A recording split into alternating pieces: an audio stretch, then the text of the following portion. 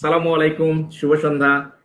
বোকা বাবা গ্রুপের মাই ফাদার মাই হিরো শিরোনামের আড্ডায় প্রতিদিনের মতো আমি জাকির আজকেও হাজির হয়েছি। আমরা গল্প করি মানুষের জীবনগুলোর বাস্তব জীবন নিয়ে। আমরা গল্প করি কি করে একটা পরিবার সুন্দর হতে পারে, যে প্রত্যাশা আমাদের প্রতিটা পরিবার হোক স্বর্গ, প্রতিটা সম্পর্ক হোক স্বর্গীয়।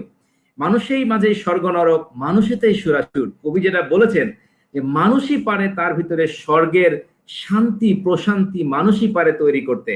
এবং এই স্বর্গের একটা বড় ইউনিট হচ্ছে পরিবার। আমরা যদি পরিবারের সম্পর্কগুলোকে সুন্দরভাবে নার্চার কালচার করি, তবে আমাদের সম্পর্কগুলোর মাধ্যমে আমরা স্বর্গীয় শান্তি পেতে পারি। এবং সেখান থেকে প্রতিটা পরিবার হতে পারে স্বর্গ।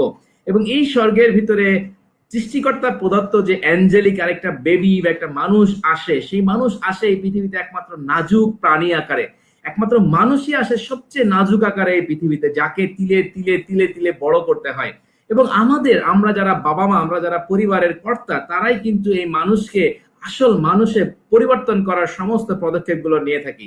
সেই জায়গাতে যদি আমরা সঠিক পরিচর্যা না করি, যেমন সঠিক পরিচর্যা না করলে একটা গাছ নষ্ট হয়ে যেতে পারে, তেমনি একটা মানুষ হয়তো মানুষের প্রাণী হতে পারে, কিন্তু মানুষ মানুষে পরিণত নাও হইতে পারে।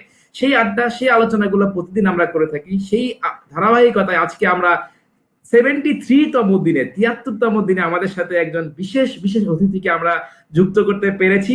তিনি আমাদেরকে আজকে তার গল্প শোনাবেন, তার বাবার গল্প শোনাবেন, তার জীবন থেকে যে তার যে এক্সট্রাক্ট করা যে বিজ্ঞ অভিজ্ঞতা, সেটা আমাদেরকে শোনাবেন, আমাদের পরিবারকে, আমাদের গ্রুপকে আলোকিত করবেন। এবং আপনারা তার কাছে যে কোনো প্রশ্ন রাখতে পারবেন, আপনারা মতামত দিতে পারবেন, আমরা সবাই মিলে একটা সুন্দর আড্ডা দিব। আমরা এখনই ওয়েলকাম জানাচ্ছি আজকে আমাদের বিশেষ অতিথি ইন্দ্রজ্যোতি সেনগুপ্তা। গুড ইভিনিং, কেমন আছেন? গুড ইভিনিং, ভালো আছি। ধন্যবাদ জাকির, তুমি আমাকে তোমার এই বোকা বাবা প্রোগ্রামে অনুষ্ঠানে আমাকে ইনভাইট করেছো, এর জন্য আমার আন্তরিক ধন্যবাদ। এবং যারা শ্রোতা আজকে যারা তোমার এই প্রোগ্রাম শুনছে, তাদের আমার আন্তরিক শুভেচ্ছাও রইল। এবং আশা করি যে সবাই ভালো থাকবেন, এই এই সময়তে সবাই সুস্থ থাকবেন, এই কামনাই করি। Thank you very much. এবং আপনার মূল্যবান সময় থেকে আমাদেরকে কিছু সময় দিয়ে আমাদের বোকা বাবা গ্রুপের আলোকিত করেছেন, গ্রুপের সকল সদস্য মেম্বার। এই জন্য আপনার কাছে আমরা কৃতজ্ঞ। আশা করি আপনার মূল্যবান আলোচনার মাধ্যমে আমরা আমাদের জীবনকে আলোকিত করতে পারবো। তো প্রথমে আপনার কাছে যে বিষয়টা আমি জানতে চাইবো, সেটা হলো আপনার একটা বর্ণিল জীবন, সুন্দর একটা জীবন। এই যে আপনি আজকে যে এখানে আছেন, ঠিক আপনার যদি একদম শিশুকাল থেকে আপনি কিভাবে কিভাবে কি করে আজকের আজকের আমাদের একদম ইন্টারন্যাশনাল রেনাউন্ড স্পিকার হলেন, একজন মোটিভেশন, একজন মোটিভেটর হলেন, একজন অনেক মানুষের জীবনকে আপনি আলোকিত করেছেন। তো আপনার জীবনের গল্পটা যদি আমাদেরকে একটু জানান, আপনার সুন্দর শৈশব স্মৃতি, যেগুলোর মাধ্যমে আমরা শিক্ষা নিতে পারি, আপনি যদি একটু আমাদেরকে জানান, আমরা অনেক উপকৃত হব। না, থ্যাংক ইউ। অ্যাকচুয়ালি জাকির, ছোটবেলায় আমি একদম অন্যরকম একজন মানুষ ছিলাম। আমি এখন যা তখন তার মধ্যে প্রচুর তফাৎ, অনেক অনেক তফাৎ। ছোটবেলাটা আমার পড়াশোনার জগৎটা যেটা ম্যাক্সিমাম ছেলে মেয়েদের বাচ্চাদের থাকে, সেটা আমার খুব সুখপ্রদ ছিল না। মানে I was not a very good student. যদিও আমি পড়াশোনা করেছি কলকাতার যে শ্রেষ্ঠ স্কুল সেন্ট জেভিয়ার্স, আমি সেন্ট জেভিয়ার্স থেকে আমার পড়াশোনা করি এবং কলেজ থেকে আমার গ্র্যাজুয়েশনও করি। আম, এবং এখানে যেহেতু এটা বাবাদের নিয়ে অনুষ্ঠান, প্যারেন্টিং নিয়ে অনুষ্ঠান, আমি প্রথমে আমার কৃতজ্ঞতা জানাবো আমার বাবাকে এবং মাকে, কারণ তাদের জন্যই হয়তো আমি কলকাতার শ্রেষ্ঠ স্কুলে পড়ার সুযোগ পেয়েছি। এবং এখানে একটা খুব মজার ইনস্টেন্স আমি শেয়ার করতে চাই যে আমাদের মানে আমি তো 6 বছর বয়সে সেন্ট জেভিয়ার্সে ঢুকি, ক্লাস 1-এ ঢুকি। তো আমাদের একটা ইন্টারভিউ হতো আর কি, মানে ফাদার আমাদের মানে 6 বছরের ছেলেরই ইন্টারভিউ নিচ্ছে আর কি। এবং সেটা পুরোটাই ইংলিশে হতো, মানে কোনো বাংলার কোনো গল্পই ছিল না। এবং যে ফাদার ছিলেন উনি ছিলেন বেলজিয়ামের মানুষ, ফরেনার আর কি, বিদেশি। তো ইংলিশটা ভালো না জানলে ওখানে ঢোকার কোনো সুযোগই নেই। তো আমার মনে আছে ছোটবেলায় যখন আমার 3 বছর 4 বছর বয়স, আমার বাবা বাড়িতে আমার সঙ্গে সর্বক্ষণ ইংরেজিতে কথা বলতেন। মা বলতেন বাংলায়, বাবা বলতেন ইংরেজিতে। এবং এই ছোটবেলা থেকে একটা ইংরেজির এক্সপোজার আমার আসে। এবং বাবার একটা খুব ইচ্ছে ছিল যে আমি সেন্ট জেভিয়ার্সেই পড়ি। এবং আমার মনে আছে আমার তখন বোধহয় 5 বছর বয়স হবে, আমরা শিলংয়ে বেড়াতে গেছিলাম আমার পিসির বাড়ি। তো শিলংয়ে তো পাহাড় আছে, প্রচুর পাহাড়। তো আমি 5 বছর বসে শিলংয়ে গিয়ে পাহাড় দেখিনি। পিসির বাড়ির একটা ঘরে বসে বাবা ওখানে ইন্টারভিউতে আমায় কি বলতে হবে, কি করতে হবে সেটার পুরো ট্রেনিং, মানে বাবাও পাহাড় দেখছে না, আমিও পাহাড় দেখছি না। আর সেই যে ট্রেনিংটা আমাকে স্কুলের জন্য তৈরি করার জন্য, সেটা খুব কঠিন। মানে বাবা খুব কঠিন মানুষ ছিলেন, খুব রাগী মানুষ ছিলেন, বকাঝকা করতেন। তো সেই বকাঝকাও প্রচুর খেয়েছি। খেয়ে সেইভাবে বাবা আমাকে রেডি করলেন, এবং আমরা কলকাতায় আসার পর কিছুদিন পরেই আমার ইন্টারভিউটা ছিল। এবং ইন্টারভিউতে আই আই আই পাসড, মানে আমি পাস করে যাই both in the written and the verbal, এবং আমি চান্সও পাই সিনজেভিয়ারে। এরপরে সিনজেভিয়ারে আমি বড় হতে থাকি। ক্লাস 3-4 অব্দি I was a good student, মোটামুটি সব ঠিকঠাক যাচ্ছিল। তারপরে আমার মাথায় কোথাও বিগড়ে যায়, এবং বাবাও প্রচন্ড ব্যস্ত হয়ে যান তার জীবন নিয়ে, তার কাজ নিয়ে। সো ওই আমাকে টিউটারদের কাছে পাঠিয়ে দেওয়া হয়, মানে আমি টিউটারদের কাছে পড়াশোনা করতে তখন শুরু করি। বোধহয় তখনই কোথাও ওই টিউটার ব্যাপারটাকে আমি ফুললি অ্যাকসেপ্ট করতে পারিনি, যার ফলে হয়তো ক্লাস 5-6 থেকে আমার পড়াশোনা ডিটোরিয়েশন শুরু হয়ে যায়। এবং I was not a very good student, মানে অনেস্টলি স্পিকিং আমি খুবই, মানে অ্যাভারেজও বলবো না, তার থেকেও যদি একটু খারাপ হয় তাই ছিলাম। তো ক্লাস 10 পাশ করি, ক্লাস 10 পাশ করে আবার ক্লাস 12ও পাশ করি, করে তারপরে আমার কলেজে আমার গ্রাজুয়েশন পাশ করি। তো গ্রাজুয়েশন পাশ করার পরে তারপরে মা একদিন আমাকে এসে বললেন যে দেখো, তুমি জীবনে কি করবে, you are doing nothing in life, মানে তোমার পড়াশোনাও তুমি ভালো রেজাল্ট করছো না, তোমার গ্রাজুয়েশনে also you did not do well, তো তোমায় তো কেউ চাকরিও দেবে না। তো আমার বাবা খুব বড় চাকরি করতেন আর কি। তো আমাকে মা একটা কথা বলেন, এবং কথাটা আমার মনে খুব লাগে, এবং আমার মনে হয় ওই কথাটাই বোধহয় আমার জীবনের টার্নিং পয়েন্ট। মানে তোমরা আজকে আমাকে যে জায়গায় দেখছো, এখানে আবার আমার মার একটা রোল ছিল। মা কিন্তু আমাকে একটু টন্ট করে মা বলে যে বাবা তো তোমাকে চিরকাল খাওয়াবে না, so you have to find a way for year self.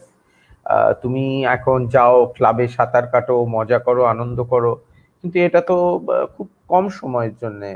Point will come when you have to fend for yourself. তোমাকে নিজের জীবনটাকে করতে হবে। তো আমার তো মনে হচ্ছে না কিছু হবে, তো আমি এক কাজ করি, তোমার বাবাকে বলি কোনো একটা চাকরি বাকরি তোমায় বন্দোবস্ত করে দেবে, তোমার বাবা সেইটুকু পারবে তোমার জন্য করতে। তো ওই কথাটা আমার খুব মনে লেগেছিল, যে আমি এত অপদার্থ যে আমার জীবনে আমি নিজে কিছু করতে পারবো না, বাবা আমাকে একটা চাকরি জোগাড় করে দেবে, তারপর সেই দিয়ে এবং বাবার জমানো অর্থ দিয়ে আমার জীবন চলবে। আই ওয়াজ লাইক এটা হতে পারে না।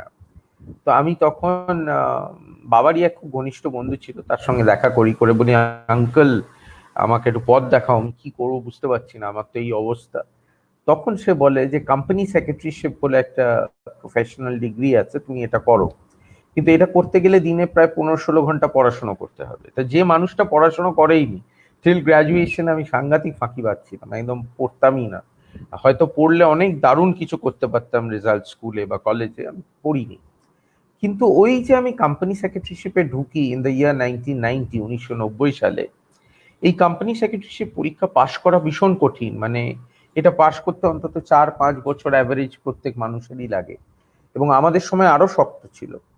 তো আমার মনে আছে আমি এই পরীক্ষাটাই, প্রফেশনাল এক্সামটা আমি 2.5 বছরে পাশ করেছিলাম। মানে আমি 1990 মাঝখানে ঢুকেছিলাম, এবং 1993 শুরুতে আমি ফাইনালও পাশ করে যাই। তো এবং তারপর আর থামিনি, মানে ওটা, মানে আমি র্যাঙ্কও করেছিলাম অল ওভার ইন্ডিয়া। আমি CSA I rank all over India, মানে ওইবার ফাইনালে মাত্র 12টা ছেলে পাশ করেছিল সারা ভারতবর্ষ থেকে, only 12 people qualified and I was one of them. So এই যে জীবনে টার্নিং পয়েন্ট হলো, মা যে বললো এসে যে তোমার জীবনে কিছু হবে না, you are a useless person, and তোমার বাবাই তোমাকে খাওয়াবে, এন্ড বাবাই চাকরি দিলে তোমার জীবনে একটা কিছু হবে। সো ওইটা কোথাও মনের মধ্যে একটা ইলেকট্রিক কারেন্টের মধ্যে ঢুকে যায়, যে আমি কি তাহলে এতটাই অপদার্থ যে আমি জীবনে কিছুই করতে পারলাম না। তো ওইখানে নিজেকে প্রমাণ করার ছিল। তো সেই প্রমাণ করতে গিয়ে এমন একটা ডিগ্রি পেয়ে যাই যেটা প্রচন্ড এক্সপেন্সিভ ছিল ইন্ডিয়াতে, মানে ওটা খুব কম মানুষ পাশ করে, এবং আমি তখন, আমার মনে আছে, আমি সত্যি 16 ঘন্টা পড়তাম, 16 থেকে 18 ঘন্টা বোধহয়। ভোরবেলা আমার মনে আছে উঠতাম 4টের সময়, 4টে থেকে দুপুর 1টা অবধি টানা পড়তাম। তারপরে ওই একটু খাওয়া দাওয়া করে আবার দুপুর 3টে থেকে ওই রাত 10টা 11টা অবধি পড়াশোনা করতাম। তো মানে তখন জীবনটা, মানে যে গ্রাজুয়েশন অবধি যে ছেলেটা পড়েইনি কোনোদিন, আমি পড়তামই না, আমি না পড়ে পাশ করেছি। আমার ক্লাস 10, ক্লাস 12, আমার গ্রাজুয়েশন না পড়ে, মানে আর সে পাস লজ্জাজনক পাস, মানে ওইটা মানে আমার বাবা মার কাছে আমি প্রায় লজ্জাই ছিলাম আর কি, এইরকম একটা বাজে রেজাল্ট ছিল। কিন্তু হঠাৎ করে দেখা গেল আমার জীবনটা ঘুরে গেল। মানে আমি ওই 1990 পর থেকে ইট ইট টার্নস। আমার মনে হয় এখানেই প্যারেন্টসদের একটা খুব বড় রোল, যেটা আমার মনে হয়েছে, যে বাবা মারা যেমন ভালোবাসা দেবে, মাঝে মাঝে একটু কঠোরও হতে হবে। যখন স্পেশালি সন্তান কোথাও হয়তো তার গন্ডগোল হচ্ছে, সেখানেও তাকে কঠোর, মানে কি বকাঝকা করলে হবে না, তাকে এমন ভাবে বোঝাতে হবে যে তার মাথায় সেটা ঢোকে। এই যে বললাম, মা একটা ইলেকট্রিক কারেন্ট দিয়েছিল মাথার মধ্যে, তো ওরকম একটু মাঝে মাঝে একটু কারেন্ট যদি দেওয়া যেতে পারে। আমি কখনো বলছি না কাউকে বকতে, কাউকে মারতে, এগুলো তো একদমই ভুল, কিন্তু মাঝে মাঝে তাকে একটু বোঝাতে হবে যে ইউনো তার নিজের আইডেন্টিটি ক্রিয়েট করতে হবে। বাচ্চা বা সন্তান, সন্তান কখনো তার বাবা মার আইডেন্টিটিতে বাঁচতে পারে না যখন সে বড় হয়। ধরো তোমার সন্তান সে যতদিন আছে ততদিন সে তোমার আইডেন্টিটিতে বাঁচবে, কিন্তু সে যখন বড় হয়ে যাবে তখন আর সে তোমার আইডেন্টিটিতে বাঁচবে না, সে তার নিজের আইডেন্টিটি ক্রিয়েট করবে। তো সেই জিনিসটা কনস্ট্যান্টলি বাবা মা যদি বোঝাতে থাকে সন্তানকে যে আমি আছি, I am there for you, but it doesn't mean যে তুমি আমার উপরে ভর দিয়ে সারা জীবন এগোতে পারবে। আমি তোমাকে কিছু দূর অবধি তোমাকে আমি ধরে রাখবো, তারপর ছেড়ে দেব। তারপরে কিন্তু এই পৃথিবীটা তোমাকেই সামলাতে হবে এবং তোমাকে নিজেকে তৈরি করতে হবে। তো আমার মনে হয় সেখানে আমার বাবা মা যথেষ্ট আমাকে সেই সাপোর্টটা দিয়েছেন, এবং আমি আজকে বোধহয় সেই জন্যই এই জায়গাতে পৌঁছেছি যেখানে তোমরা দেখছো আমাকে। থ্যাংক ইউ ভেরি মাচ দাদা, খুব চমৎকার করে বলেছেন। আমাদের সাথে অনেকেই যুক্ত হয়েছে, আমি জাস্ট একটু তাদেরকে অনার করে নেই, তাদের নামগুলো পড়লে দে ফিল অনার। তো আমাদের সাথে যুক্ত হয়েছেন আমাদের এমডি মনি ভাইয়া, thank you very much. Intaj Ali সালাম দিয়েছেন, ওয়ালাইকুম আসসালাম। কিছু প্রশ্ন এসেছে, আমরা প্রশ্নগুলো পরে নেব। আমাদের সাথে অনেকেই যুক্ত হয়েছেন, সুলতানুর আসিফ, নুসরাত জাহান, রাশিদুল ইসলাম, হারুন, হাফিজুর রহমান, অনেকেই যুক্ত হয়েছেন এবং দাদাকে অনেকে ওয়েলকামও জানিয়েছেন এবং দে আর ভেরি হ্যাপি আপনাকে পেয়ে। আপনাকে লাভ, শুভকামনা এবং সব জানিয়েছেন। Thank you very much. আমরা আজকে কথা বলছি এমন একজন মানুষের সঙ্গে, তার জীবন পুরো একটা পরিপূর্ণ মানুষ। উনি ওনার ফ্যামিলিতে একজন সাকসেসফুল ফাদার, উনি একজন ভেরি ওয়াইজ হাজব্যান্ড, উনি একজন গুড ট্রেনার এবং উনি motivator. So he can motivate frustrated people to rethink the life. তো আজকে আমরা এমন একজন মানুষের সাথে কথা বলছি, সুতরাং আপনাদের মনের যে কোনো প্রশ্ন, যে কোনো মতামত থাকলে ডেফিনেটলি আপনারা সেটা ব্যক্ত করতে পারেন এবং আপনাদের আলোচনা, আপনাদের এই প্ল্যাটফর্মে আপনাদের প্রশ্নকে আমরা সবসময় প্রায়োরিটি দেই। সো যে কোনো প্রশ্ন আপনারা করতে পারেন। হ্যাঁ দাদা, যেটা আপনার কাছে আমি এর পরে জানতে চাচ্ছি, যে কথা আপনি বলছিলেন যে আপনার জীবনে একটা জেদ কাজ করলো হঠাৎ করে, এটা আমার কাছে খুব ইন্টারেস্টিং মনে হয়। আমার জীবনে অনেক জেদ এরকম কাজ করেছে। তো আমার কাছে কেন জানি মনে হচ্ছে আপনার এই কথাটা শুনে যে তার মানে বাবা মাকে আসলে এমন একটা পরিবেশ তৈরি করতে হবে, এমন একটা ইমাজিনেশনের জায়গা সন্তানের জন্য তৈরি করতে হবে, যেন সন্তান নিজের ভিতরে একটা জেদের স্পার্ক করতে থাকে এবং যে সকল সন্তান কিন্তু এই জেদকে স্পার্কে কনভার্ট করে, তারা প্রত্যেকেই প্রতিষ্ঠিত হয়েছে। তো আপনি যদি একটু আলোকপাত করেন যে সন্তানের ভিতরে এই ধরনের স্পার্ক বা এই ধরনের যে ইমাজিনেশন বা এই ধরনের জিনিসটা আসলে বাবা মা কিভাবে পেনিট্রেট করতে পারে, বা আপনি আরেকটু যদি বলেন যে আপনার বাবা মা কি এমন আর কি করেছিলেন যেটার কারণে আপনাকে অনেক স্পার্কিত হয়েছিল এবং আপনি আপনার জীবনটা প্রতিষ্ঠিত করবেনই বলে একটা জিদ করেছিলেন, এরকম কিছু গল্প যদি আরেকটু বলেন। আমি এখানে বলি জাকির, প্রথম জিনিস যেটা আমার মনে হয় অ্যাজ আ বাবা মা যেটা করতে হবে, যে সন্তানকে বোঝাতে হবে যে তাকে ছোট থেকেই বোঝাতে হবে, তাকে কিছু দায়িত্ব দিতে হবে। আমার মনে হয়েছে আমার জীবনে আমি যখন দেখি, ছোটবেলায় না আমার বাবা মা আমাকে সাপোর্ট দিয়ে গেছে কিন্তু দায়িত্ব দেয়নি কখনো, যে এটা তোমার দায়িত্ব, তোমাকে তোমার নিজের দায়িত্বে করতে হবে। তারা টিউটর রেখে দিয়েছে আমার জন্য, তারা আমি টিউটারের কাছে পড়াশোনা করেছি, কিন্তু আহ, তারা আমাকে কোনো দায়িত্ব না দিয়ে বলতে পারো সর্বক্ষণ একটা সাপোর্ট দিয়েছে, কিন্তু সাপোর্ট দিলে খালি হবে না, সাপোর্ট দেবে ছেড়ে দেবে। যেমন আমি এটা খুব মজা করে বলি, যখন সাইকেল চালানো শিখেছিলাম আমার মনে আছে, তখন আমি পড়ি ক্লাস 6 কি 7, আমি সাইকেল চালানো শিখি একদিনে। আমার বাবা কি করলেন, একটা সাইকেল কিনে দিলেন, কিনে দিয়ে ব্যালেন্স হুইল ছিল পিছনে, ওই ব্যালেন্স করার জন্য হুইল থাকে না, 4 চাকা হয়ে যায় সাইকেল। তো আমি ওই 4 চাকা দিয়ে বেশ মজা করে সাইকেল চালাতাম। তো বাবা অনেক দিন ধরে দেখলেন যে আমি সাইকেল চালানো শিখছি না, তো বাবা বললেন আজকে আমি রবিবার তো আমাদের এখানে ছুটি থাকে, তো বাবা নামলেন ভোরবেলা, আমাকে নিয়ে সাইকেল নিয়ে নামলেন, নেমে কি করলেন, দুটো ব্যালেন্স হুইল খুলে দিলেন রাস্তার মধ্যে, বলে চালাও। এখন আমি তো চালাতেই জানি না, বারবার পড়ে যাচ্ছি, কাঁদছি, হাঁটু কেটে যাচ্ছে, মা বারান্দা থেকে চিৎকার করছে বাবাকে, দেখো ওর লাগছে, ওকে এরকম করে সাইকেল ও শিখবে না, ওকে ওর কত যন্ত্রণা হচ্ছে, কাঁদছে দেখো। বাবা বলছে ওকে কাঁদতে দাও, যা খুশি হতে দাও, আজকে পা ভেঙে যাক, কিন্তু ওকে সাইকেল না চালিয়ে।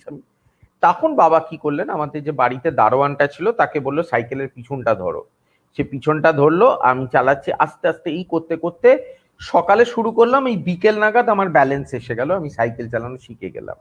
তো এটা আমার জীবনে একটা বিশাল লার্নিং, যে যদি বাবা মা ওই ধরেই থাকে তাহলে সন্তান কখনো জীবন সম্পর্কে শিখবে না, কিন্তু ধরে ছেড়ে দিতে হবে। সন্তান পড়বে, শিখবে, আবার তাকে তুলে ধরে রাখতে হবে, আবার কিছুটা এগোবে, আবার ছেড়ে দিতে হবে, সে আবার পড়ে যাবে। এই পড়বে উঠবে, সাপোর্ট পাবে, পড়বে উঠবে, এই করতে করতে না তখন সে বুঝবে তাকে এক্স্যাক্টলি কি করলে সে কিন্তু নিজের পায়ে নিজে দাঁড়াতে পারবে। আর যদি বাবা মা ধরেই রাখে সর্বক্ষণ, তাহলে সে সাইকেল চালানোটা যেমন শিখলো না, জীবনটাও শিখবে না। তো আমার কাছে এই সাইকেল চালানোর ইনস্টেন্সটা আমার কাছে একটা বিরাট লার্নিং, যে you have to support your child, but it doesn't mean যে তুমি চাইল্ডকে সাপোর্ট করতে গিয়ে তুমি তাকে এমনই সাপোর্ট দিলে যে সে আর নিজেই বুঝলো না কি করে দাঁড়াতে হবে। আমার মনে আছে, আমি একটা ছোট উদাহরণ দিই, আমি একবার বাংলাদেশে কাজেই গেছিলাম, আমার একটা ট্রেনিং প্রোগ্রাম হয়, তো ওই প্রোগ্রামের পরে এক ভদ্রলোক আমার কাছে এসেছিলেন, এসে ওনার ছেলেকে নিয়ে খুব দুঃখ করেছিলেন যে আমার ছেলেটা কিছুই করতে পারছে না স্যার, কি করব। আমি বলেছিলাম ও যদি কিছু করতে না পারে ওকে ছেড়ে দিন, ওকে বলে দিন যে তুমি যদি কিছু না করতে পারো, একদিন এমন হবে যে তোমাকে ওই রাস্তায় গিয়ে ওই যে ভিখারি আছে, ভিখারিদের সঙ্গে তোমায় থাকতে হবে। এটা হচ্ছে আমি যতদিন বেঁচে আছি আমি তোমায় খাওয়াবো, যেদিন আমি থাকবো না কিন্তু খাবারও জুটবে না। So he must realise this from now, যে ওর খাবার জুটবে না। মানে ভালোবাসা একটা জিনিস, কিন্তু অতিরিক্ত ভালোবাসা দিয়ে সন্তানকে নষ্ট করে দেওয়া, এটাই কিন্তু অনেক বাবা মার প্রবণতা হয়। সেইটা না করে আমি বলছি না যে ছেলে মেয়েকে এক্সপোজ করে দিন পুরো, তাকে সাপোর্টও দিন, তাকে প্রোটেক্টও করুন, আবার তাকে এক্সপোজও করুন। There should be a balance. এই ব্যালেন্সটা থাকলেই বোধহয় যে জিনিসটা আমি বোঝানোর চেষ্টা করছি, এইটা এটা আরো বেশি সন্তানের মধ্যে মানে ধরুন আমার মেয়ে এখন ক্লাস 8-এ পড়ে, আমরা কিন্তু কিচ্ছু দেখি না, ওর এই 16 তারিখে পরীক্ষা আসছে, ও একা পড়াশোনা করে যাচ্ছে, ও নিজের মতো নিজে তৈরি হচ্ছে, ও যে এই দায়িত্বটা ও এটা বুঝে গেছে যে ওকে ভালো করতে হবে, ওকে স্কুলে ভালো করতে হবে।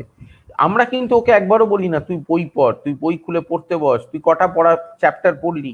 ও এসে এই কিছুক্ষণ আগে ডিনার খাচ্ছিলাম, এসে কান্নাকাটি করছে আমার এই এত চ্যাপ্টার বাকি, আমি কি করব। তো এই যে নিজের মধ্যে এই অ্যাওয়ারনেসটা যে আমায় ভালো করতে হবে, আমায় তৈরি হতে হবে, এটা কেন?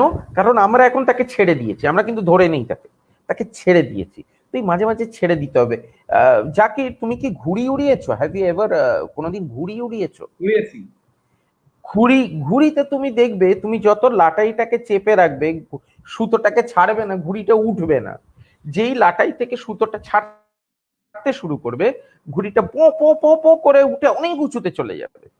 তো ঠিক তেমনি সন্তানও ঘুড়িটার মতো, তুমি যত লাটাইতে আটকে রাখবে ওকে, উড়বে না। যেই তুমি লাটাই সুতোটা ছেড়ে দেবে, ও পো পো পো পো করে হয়তো মাঝে মাঝে কেটে যেতে পারে, তখন তোমায় তাকে আবার বাঁচাতে হবে, যখন ও কেটে যাচ্ছে বাঁচাতে হবে, কিন্তু তারপর আবার ছেড়ে দিতে হবে। কেটে যাওয়ার ভয়ে যদি তুমি তাকে না ছাড়ো, তাহলে কিন্তু সত্যি কেটে যাবে। সুতরাং দিস ইজ হোয়াট আমার জীবনের অভিজ্ঞতা থেকে আমি বলতে পারি। থ্যাংক ইউ, অসাধারণ। এবং আপনার এই কথার সাথে সাথেই আমাদেরকে কিছু প্রশ্ন করেছেন, খুবই আপনার কথার প্রাসঙ্গিক। আমাদের লালপুর, রাজশাহী নাটোরের লালপুর থেকে আমাদের এক খুবই নিয়মিত আমাদের অ্যাডমিন, এবং উনি বলেছেন যে অধিকাংশ পিতামাতা তাদের সন্তানদের শক্ত কোনো চ্যালেঞ্জের মুখোমুখি হতে দিতে চান না, but my question is it the best way? আপনি যদি একটু নো সংক্ষেপে নো বলেন নো দিস ব্যাপারটা। ইজ, আমি বলি, আপনি জানবেন আপনার সন্তান যত ভাববে সে প্রোটেক্টেড, সে কিন্তু জীবনে তার গ্রোথ হবে না। আপনাকে কিন্তু সন্তানের সঙ্গে মাঝে মাঝে কঠোর হতে হবে এবং তাকে চ্যালেঞ্জ দিতে হবে। আজকে আরেকটা ছোট্ট গল্প আমার নিজের বলি, তাহলে হয়তো এই প্রশ্নের উত্তরটা আসবে। যেমন আমার সাইকেলের গল্প বললাম, আমি সাঁতারও শিখতাম। তো সাঁতার শিখতাম, তো আমাদের তো সুইমিং পুল ছিল। সুইমিং পুলে দুটো ভাগ ছিল, একটা ছিল বাচ্চাদের পুল আর একটা ছিল বড়দের পুল, ডিপ পুল আর শ্যালো পুল। তো যখন সাঁতার শেখা শুরু করলাম, আমি বেশ মজাসে শ্যালো পুলে সাঁতারও কাটতাম না, এই দাঁড়িয়ে দাঁড়িয়ে হাঁটতাম। এই তো বাবা দেখলেন যে এ তো সাঁতার শিখবে না। তো আমার যে ট্রেনার ছিল, বাবা তাকে একটা সুন্দর কথা বললেন, বলে এক কাজ করো তো, তালুকদার, তার নাম ছিল তালুকদার, তালুকদার ওই আমার ছেলেকে নিয়ে ওই পুলের মাঝখানে নিয়ে গিয়ে ফেলে দাও, ও ডুবে যাক, আমি চাই ও ডুবুক, আমার চোখের সামনে আমি দেখবো আমার ছেলেটা ডুবছে, দেখি ও কি করে। তালুকদার বলছে, স্যার আমি কি করে এটা করি? বলছে, আমি তোর বাবা, বলছি তুমি ওকে মাঝখানে, কারণ বাবা সাঁতার কাটতে জানতেন না, আমার বাবা বললেন ওকে ফেলো মাঝখানে পুলে, তারপর আমি দেখি ও কি করে, ও দেখবে ও তালি সাঁতাশি। ও মা, যেই আমাকে মাঝখানে ফেললো, আমি সাঁতার কাটতে শুরু করলাম, জল দিয়ে হাবুডুবু খেতে খেতে ঠিক সাঁতার শিখে গেলাম। ওই যে একদিন মাঝখানে ফেলে দিল পুলের, সেই দিনই আমি সাঁতার শিখলাম। যতদিন সেটা করেনি ততদিন আমি শিখিনি। আমি আশা করি এই গল্পটার থেকে মিস্টার মনি, মোহাম্মদ মনি সাহেব, তার প্রশ্নের উত্তর পেয়ে গেছে। চমৎকার, এর থেকে ভালো এক্সাম্পল আর কিছু হতে পারে না। চমৎকার। এবং মনি ভাই সাথে সাথে আরেকটা জিনিসও উনি জানতে চেয়েছেন, এবং আমি মিস করতে চাই না, কারণ আমি প্রশ্নগুলো খুবই এনকারেজ ফিল করি। এবং দাদা, আপনি যদি এটা আমাদের ওয়ালে বা আপনার ওয়ালে শেয়ার করতে চান, আপনি শেয়ার করে দিতে পারেন, বা আপনার কাছে যদি কেউ প্রশ্ন করে তাহলে আপনি সেটা নিতে পারেন। তো মনি ভাই আরেকটা প্রশ্ন করেছেন যে পার্সোনাল গ্রোথের অন্যতম একটা বিষয় আসে, তা হলো প্রেইজ ইওর চাইল্ড। বাট আমার প্রশ্ন হলো, অতিরিক্ত প্রেইজিং কি ভালো কিছু বয়ে আনে, বা প্রেজিং করলে অ্যাবসলিউটলি, কিভাবে করবে সন্তানকে? অ্যাবসলিউটলি। দেখো, আমি একটা কথা, একটা সিম্পল জিনিস বলি, মনির ভাইকেই বলছি। আমরা প্রত্যেকে, আমরা যে মানুষ, আমাদের চেতনা বলে একটা বস্তু আছে, চেতনা, কনসিয়াসনেস। এবং যখনই আমাদের কেউ প্রশংসা করে, ধরো আমি তোমাকে, যাকে কিছুক্ষণ আগেই বলছিলাম প্রোগ্রাম শুরু হওয়ার আগে, যে তুমি একটা অসাধারণ কাজ করছো, যে কত মানুষকে তুমি এই প্ল্যাটফর্মটা দিয়েছো, তারা তাদের অভিজ্ঞতা দিচ্ছে, এবং এটাও একটা অ্যাপ্রিসিয়েশন। তুমি যে জিনিসটা করছো, এই প্রোগ্রামটা, through this programme you are appreciating so many fathers, কত বাবাকে তুমি অ্যাপ্রিসিয়েট করছো। সো তাদেরও কতটা গর্ব হচ্ছে, ভালো লাগছে যে এরকম একটা অনুষ্ঠানে তুমি তাদের সুযোগ দিয়েছো। তো আমি তোমায় কি বললাম, জাকির তুমি একটা দারুণ কাজ করছো, যখন আমি তোমায় বললাম তুমি একটা দারুণ কাজ করছো, আমি দেখলাম তোমার মুখে একটা বিরাট স্মাইল, তোমার খুব আনন্দ হলো। এবং আমি নিশ্চিত যে তোমার একটা মোটিভেশন হলো, যে দাদা যখন এত বড় একটা কথা আমাকে বললো, আমি এই প্রোগ্রামটা আরো করব এবং এটা আমাকে আরো করে নিয়ে যেতে হবে। আমি ঠিক বলছি কি ভুল বলছি? Am I right or wrong? একদম right, right. Right, right. So তার মানে কি হলো, আমি যেই তোমায় অ্যাপ্রিসিয়েট করলাম, তুমি মোটিভেটেড হলে, এবং যেই তুমি মোটিভেটেড হলে, তোমার মনে হলো আমি আরো ভালো করে কাজটা করি। এটাই হচ্ছে অ্যাপ্রিসিয়েশনের মজা, যে আমি যখন কাউকে অ্যাপ্রিসিয়েট করি, তার মধ্যে চেতনাটা এক্সপ্যান্ড করে যায়, কনসিয়াসনেসটা এক্সপ্যান্ড করে যায়। এবং যেহেতু তার মধ্যে কনসিয়াসনেসটা এক্সপ্যান্ড করে যায়, তখন কি হয়, তার ভীষণ ভালো লাগে, আনন্দ হয়। এবং সেই আনন্দর ফিলিংটা সাংঘাতিক।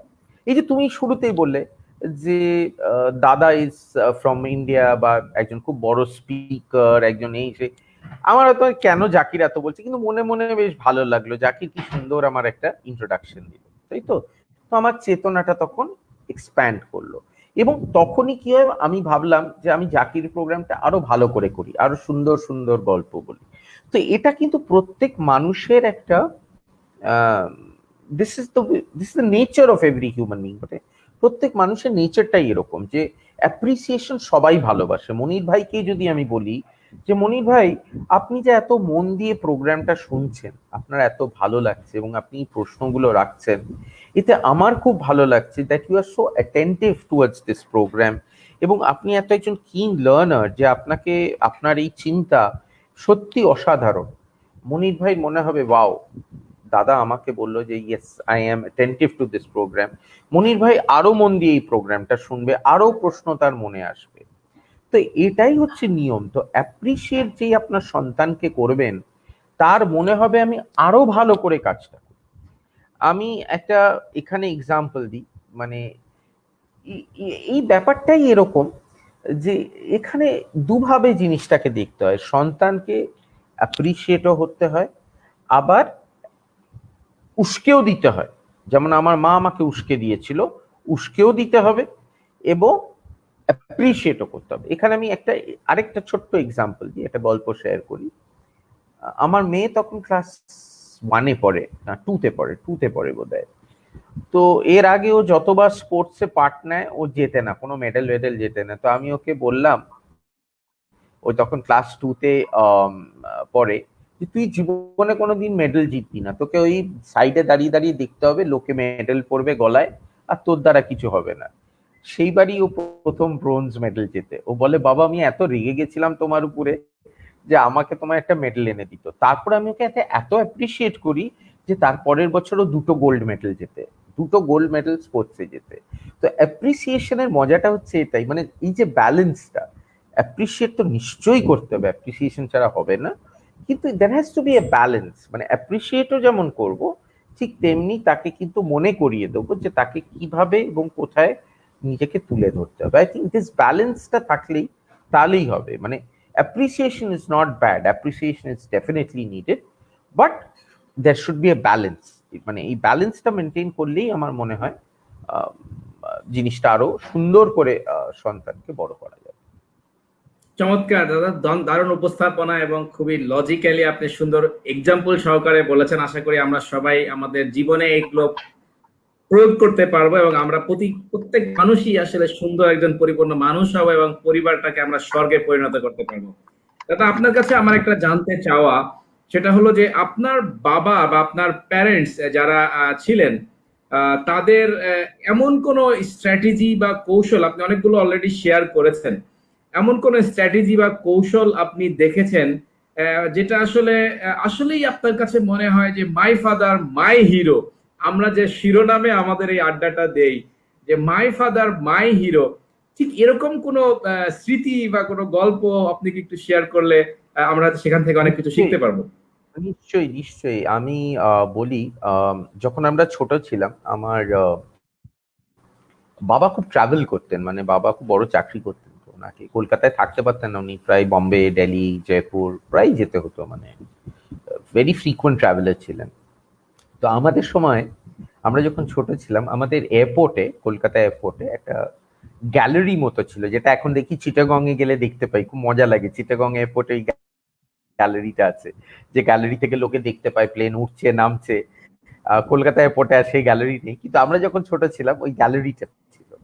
তা বাবা যখনই কোথাও থেকে ফিরতেন, আমি বাবাকে এয়ারপোর্টে আনতে যেতাম, এবং আমার মনে আছে সেই গ্যালারিতে গিয়ে দাঁড়াতাম, বাবার প্লেনটা নামতো দেখতাম। তখন তো ওই এরোব্রিজ ছিল না, ওই সিঁড়ি ছিল, সিঁড়ি দিয়েই ওঠা নামা। তো সিঁড়ি আমি দেখতাম দূর থেকে যে বাবা প্লেন থেকে নামছে। তখন থেকে জীবনে একটা শখ হয়েছিল যে আমাকেও প্লেনে চড়তে হবে, আমিও বাবার মতো এরকম প্লেনে চড়ে কোথাও যাব, প্লেনে চড়ে ঘুরবো। এই একটা মনের মধ্যে, পড়াশোনায় ভালো ছিলাম না, কিন্তু এই স্বপ্নগুলো দেখতাম। আমিও স্বপ্ন দেখতাম আমি বাবার মতো প্লেনে উঠছি, নামছি, যাচ্ছি, ঘুরছি। বাবা এসে বলতো এই 5 স্টার হোটেলটা যেন এরকম ছিল, ওই 5 স্টার হোটেলটা এরকম ছিল, যে আমাকেও একদিন এইরকম একটা হোটেলে গিয়ে থাকতে হবে। তো ওই যে ছোটবেলা থেকে বাবার যে একটা কর্পোরেট লাইফের বাবা যেভাবে কাটিয়েছেন, ওইটা আমারও একটা অ্যাম্বিশন হয়ে গিয়েছিল কোথাও একটা অজান্তে। এটা কিন্তু এই নয় যে আমি মানে অজান্তে হয়ে গেছিল বাবাকে দেখে যে আমার বাবার মতো হতে হবে। সো ওইখানেই যেটা তুমি বললে মাই ফাদার মাই হিরো, তো ওইখানেই my father my hero definitely has a very important role. যে বাবার মতো হতে হবে। বাবা যেমন ট্রাভেল করেন, বাবা মানে হি ওয়াজ এ বিগ ম্যান, আমার বাবা খুব বড় মানুষ ছিলেন, যে ওইরকম একটা কিছু জীবনে করতে হবে। তো সেইটা আমার মনে হয় যে something which has given me lot of, আজকে আমি যেখানে আছি ডেফিনেটলি আমার সাবকনসিয়াস মাইন্ডে ওইগুলো তো এখনো আছে আছে বলেই তোমার সঙ্গে শেয়ার করতে পারছি, যে ওই জিনিসগুলো এখনো আমি ভুলতে পারি না। সেখানে আমার মনে হয় আমার বাবার একটা বিশাল রোল আমার জীবনে আর কি, যে আমি আজ যেখানে সেখানে আমার বাবা একটা বিরাট রোল প্লে করে।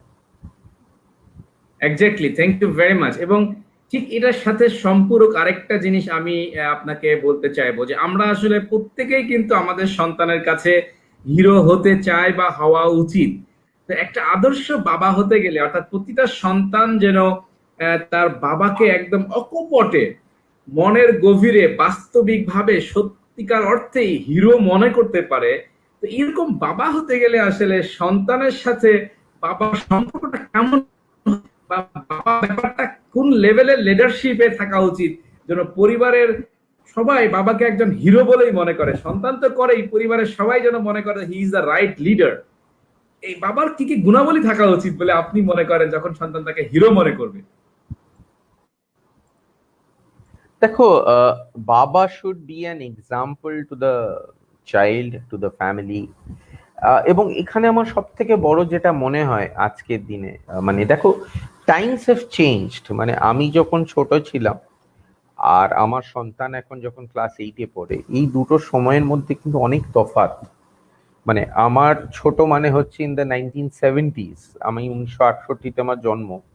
তো আমার ছোটবেলাটা ধরো 1970 থেকে 1980-85 অব্দি হচ্ছে আমার ছোটবেলা। আর এখনের সময়, এই সময় দুটোর মধ্যে অনেক তফাৎ। তো আজকের প্রেক্ষাপটে যদি আমি চিন্তা করি, আজকের প্রেক্ষাপটে কি হয়েছে তুমি যদি দেখো, আমাদের ফ্যামিলিগুলো অনেক ছোট হয়ে গেছে। We stay in very small family. যেমন আমার ফ্যামিলিতে আমি, আমার স্ত্রী, আমার মেয়ে, আমরা তিনজন একসঙ্গে আছি। তো এরকম ছোট ছোট ছোট ছোট ফ্যামিলি হয়ে গেছে। তো সন্তান জানবে, এটা অনেক বাবা মা হয়তো বুঝতে পারেন না, যে সন্তান যখন খুব ছোট তখন থেকে কিন্তু সে সব বোঝে। আমরা ভাবি সন্তান তো কিছু বুঝতে পারে না, কিন্তু সন্তান কিন্তু ছোট্টবেলা থেকে তার ইমেজিনটা তৈরি করে তার বাবা আর মার সম্পর্কে, মানে একদম ছোট্ট থেকে। সুতরাং আজকে বাবা এবং মা দুজনে একে অপরের সাথে কি ব্যবহার করছে এটা কিন্তু সন্তান দেখে। যতক্ষণ না ফ্যামিলিতে একটা রেসপেক্টফুল অ্যাটমসফিয়ার হবে, যেখানে বাবা মাকে রেসপেক্ট করছে, মা বাবাকে রেসপেক্ট করছে, যখন সেটা সন্তান দেখছে, সন্তান আনন্দ পাচ্ছে, জানবে সন্তানের চেতনাটা এক্সপ্যান্ড করছে, সন্তান দেখছে ইটস আ হ্যাপি ফ্যামিলি, তখন সেও হ্যাপি থাকছে। যখন সে হ্যাপি থাকছে তখন সে তার বাবাকে এবং মাকে ভীষণ ভালোবাসছে। অটোমেটিক্যালি তখন বাবা আর মা তার জীবনে হিরো হয়ে যাচ্ছে। যে এই যে একটা অপূর্ব ভালোবাসা সে পাচ্ছে, দেখো, সে তখনই ভালোবাসা পাবে, সন্তান ভালোবাসা তখনই পাবে যখন বাবা মাকে ভালোবাসবে, মা বাবাকে ভালোবাসবে। তখনই কিন্তু বাবা আর মা সন্তানকে ভালোবাসা দিতে পারবে। তো এই রেসপেক্টফুল এনভায়রনমেন্টটা ক্রিয়েট করা, আমি যেটা বারবার বলি, একটা পজিটিভ এনভায়রনমেন্ট এট হোম, একটা happy environment at home create করতে হবে।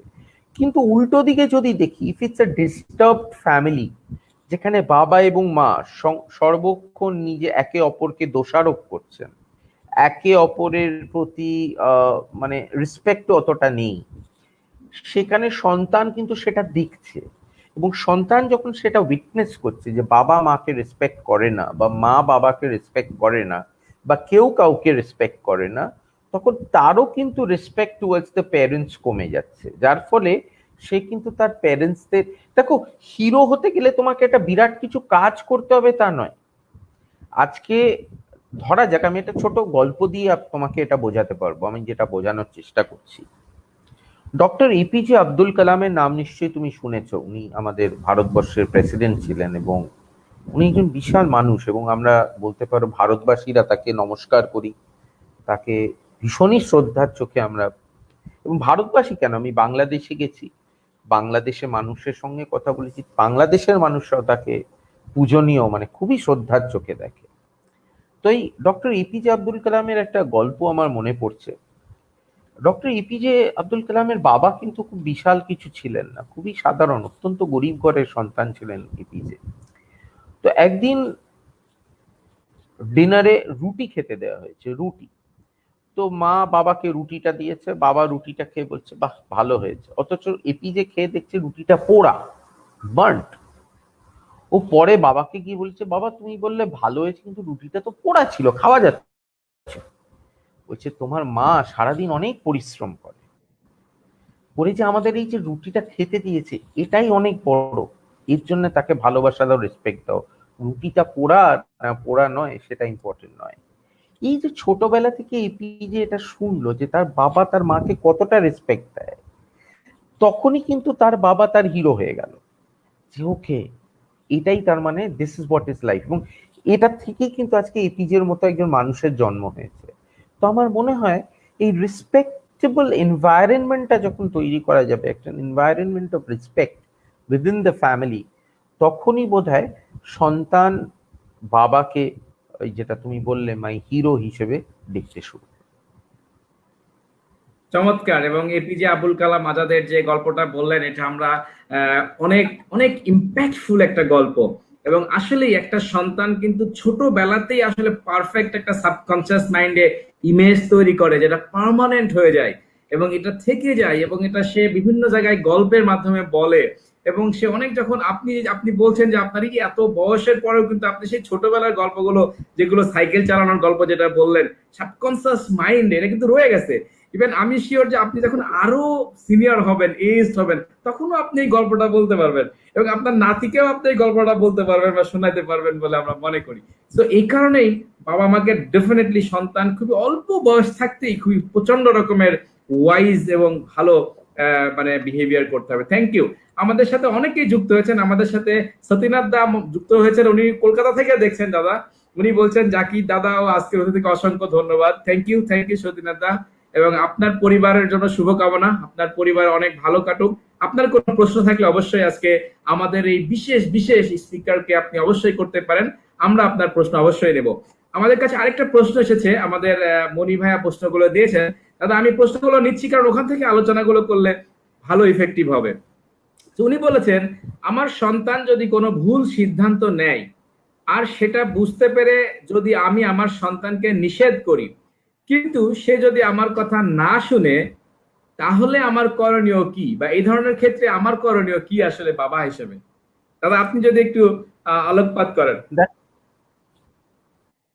দেখো আমি একটা কথা আমার নিজের জীবনের অভিজ্ঞতা দিয়ে বলতে পারি, যে মানুষ থেকে শেখে, মানে প্রত্যেক মানুষ, সে সন্তান থেকে শুরু করে বুড়ো মানুষ অব্দি মানুষ থেকে শেখে। আমি যদি কাউকে বলি না যে তুমি এই কাজটা ভুল করছো, আমি যদি আমার সন্তানকে বলি তুমি এই, ধরো আজকে আমার সন্তান পড়াশোনা না করে পড়াশোনার সময় সে বসে বসে সিনেমা দেখছে নেটফ্লিক্সে বা সে সোশ্যাল মিডিয়া করছে, আমি তাকে একবার দুবার তিনবার বলতে পারি যে ভাই তুমি এটা করো না, এটা না করলে কি হবে, তুমি ডিস্ট্রাক্টেড হয়ে যাচ্ছ, তোমার পড়াশোনার ক্ষতি হবে। সে কিন্তু আমার কথাটা মানবে না, সে মুখ গোমড়া করে থাকবে, সে রেগে যাবে আমার উপরে। এবং যত তুমি জানবে কাউকে কিছু করতে বারণ করবে, সেটা তত সে করতে চাইবে। মানে এটাই হচ্ছে আমাদের হিউম্যান নেচার। তুমি যখনই দেখবে কাউকে কিছু বারণ করবে এটা করো না, তখন তার যেন মন হবে যে আমি আরো সেটা বেশি করি।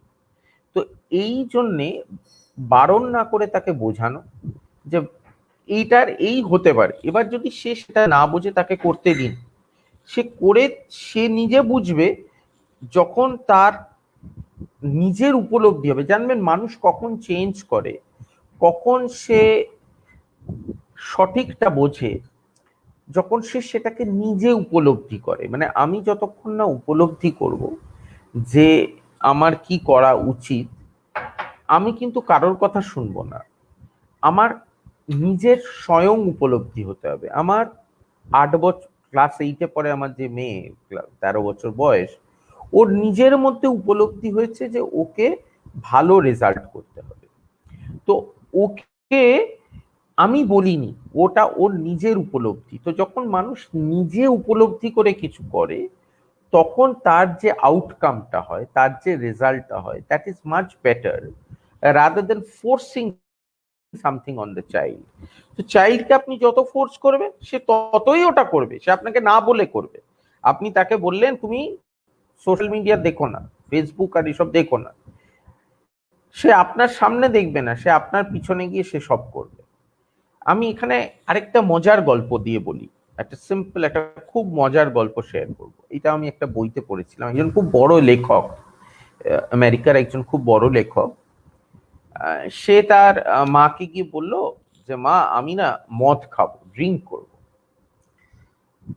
তো মনির ভাই যদি হতো বাবা, তাহলে সে সন্তানকে কি বলতো, না না ড্রিঙ্ক করো না, ড্রিঙ্ক খুব খারাপ জিনিস, ড্রিঙ্ক করতে নেই। কিন্তু ওই মাটা সেটা করলো না। মা কি করলো, মা ছেলেটার জন্য 4 বোতল বিয়ার নিয়ে এলো।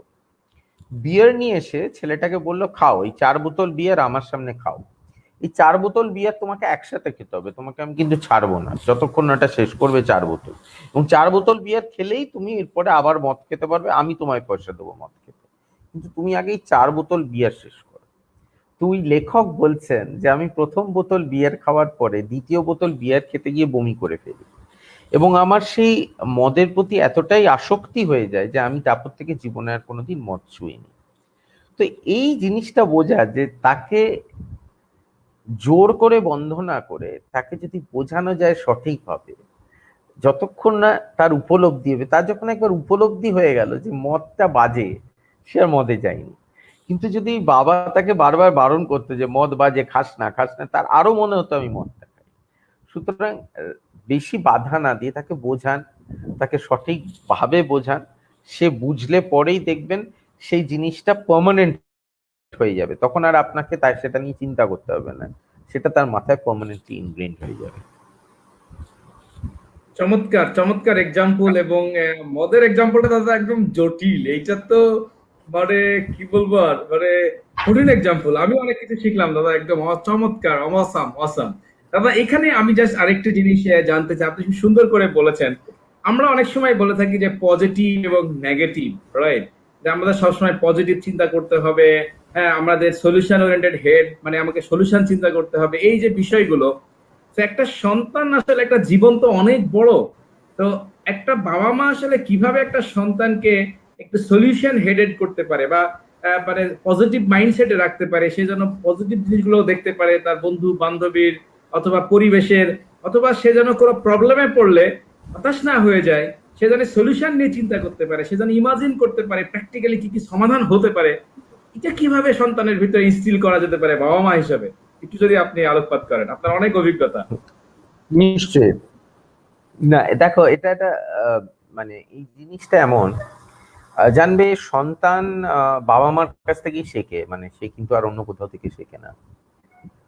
সে কিন্তু বাবা মাকে, আমি আবার বলছি, সন্তান বাবা মাকে ভীষণ ভাবে লক্ষ্য করে। সে দেখে তার বাবা মা তাদের জীবনটা কিভাবে কাটাচ্ছে। যখন সে দেখছে যে বাবা তার জীবনটা খুব সৎভাবে কাটায়, তখন তার মাথায় ঢুকে যায় যে জীবনটার মধ্যে সততা ইজ ইম্পর্টেন্ট। যখন সে দেখে যে বাবা খুব দয়ালু, বাবা মানুষকে দয়া করে, মানুষকে ভালোবাসা দেয়, তখন তার মাথায়ও ঢুকে যায় যে আমাকেও মানুষকে দয়া করতে হবে, আমাকেও মানুষকে ভালোবাসতে হবে। যখন সে দেখে যে বাবা কোনো সমস্যা হলে ভয় পেয়ে যায় না এবং সেই সমস্যাটা সে মোকাবিলা করে, তখন তার মাথায়ও আসে যে সমস্যা এলে আমাকেও মোকাবিলা করতে হবে। যখন সে দেখে তার বাবার সাহস আছে এবং সাহস নিয়ে সে সমস্যার মোকাবেলা করে, সে ভীরু হয়ে পালিয়ে আসে না, তখন সন্তানের মধ্যেও সেই জিনিসটা ঢুকে যায় যে আমাকেও সাহস নিয়ে এগিয়ে যেতে হবে। সন্তান যে তার বাবাকে হিরো হিসেবে মানে, কেন মানে? কারণ সে সেই কোয়ালিটিস গুলো দেখে, বাবা সেই কোয়ালিটিস গুলো দেখে।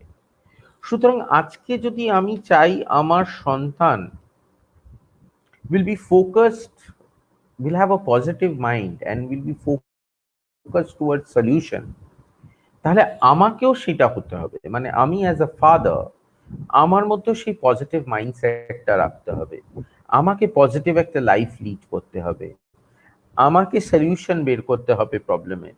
যখন আমি এইগুলো করব, যখন আমার স্ত্রী বাড়িতে সেইগুলো করবে, যখন দেখবে আমার সন্তান, যে সন্তান যখন একটা সমস্যায় পড়েছে তখন তার বাবা মা তাকে একটা সমস্যার সমাধানের জায়গা করে দিয়েছে, সে শিখবে যে হ্যাঁ এটা করা যায়। এবং আমার বাবা মা এই ফোকাস নিয়েই করে। আমার বাবা মা কিন্তু সমস্যাটার পোস্টমর্টেম না করে সমস্যাটার সলিউশন করে। তখন তার মাথাও এটা এসে যাবে। মোস্ট অফ দ্য টাইম কি হয়, যখন কোনো একটা সমস্যা হয় আমরা বেশিরভাগ মানুষ সেই সমস্যাটা নিয়ে অনেক পোস্টমর্টম করি, বা আমরা যেটাকে বলি বেশি ওটাকে নিয়ে কচলাই কচলাই, আমি জানি না তোমাদের বাংলাদেশের ভাষায় কি বলে, কচলানো হয়। এটাই বলে। কচলাতে হ্যাঁ, কচলাতে সমস্যাটা সমাধান না হয়ে সেটা আরো বড় সমস্যা হয়ে যায়। যেহেতু সেই সমস্যাটা ছোট ছিল, কচলাতে বড় হয়ে গেছে, আমরা ওই বড় সমস্যাটাকে নিয়ে আরো কচলাতে সমস্যাটা আরো বড় হয়ে যায়। এবং বড় হতে হতে একদিন এমন সমস্যা হয় যে আমাদের সাইজ যদি 5 ফিট 4 ইঞ্চি থাকে, সমস্যাটা 10 ফিট হয়ে যায়। মানে আমরা সমস্যাটার কবলে একদম চেপে যাই। সন্তান সেটা দেখে যে বাবা মা কিভাবে সমস্যাটা সলভ করলো, দেখছে সমস্যা নিয়ে কচলাতে হয়, তখন সেও কি করবে, জীবনে তার সমস্যা এসে কচলাতে শুরু করবে এবং সে সমস্যাটার সমাধান করবে। এবার উল্টোটা যদি হয়, বাবা মা সমস্যাটার সমাধান বের করছে, প্রত্যেকবার সমস্যা আসছে, বাবা মা সমস্যার সমাধান বের করছে, তখন কিন্তু সেও শিখে যাবে যে আমাকেও সমস্যার সমাধানটা বের করতে হবে। I have to look at the solution, not at the problem. এইটা কিন্তু this is what parenting is all about. বাবা মা যা করবে, সন্তান তো আর কিছু না, বাবা মার প্রতিচ্ছবি না, বাবা মার যে প্রতিচ্ছবি সেটাই তো সন্তান। সন্তান আর কি, সন্তান কোনো অন্য কিছু নয়, সে হচ্ছে বাবা মার প্রতিচ্ছবি।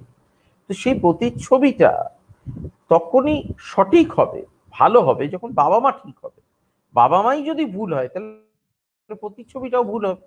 তো এইটা প্রত্যেক বাবা মা যদি মনে রাখে যে আমাকে নিজেকে সঠিক রাখতে হবে, তাহলেই কিন্তু আমি আমার সন্তানকে সঠিক পথে নিয়ে যেতে পারবো। তাহলেই আমার মনে হয় তোমার এই প্রশ্নের উত্তর, যে সলিউশনটা সন্তান পেয়ে যাবে, কারণ সে শিখবে যে প্রবলেম হলে সলিউশন বের করতে হবে, প্রবলেমটাকে নিয়ে কচলালে চলবে না।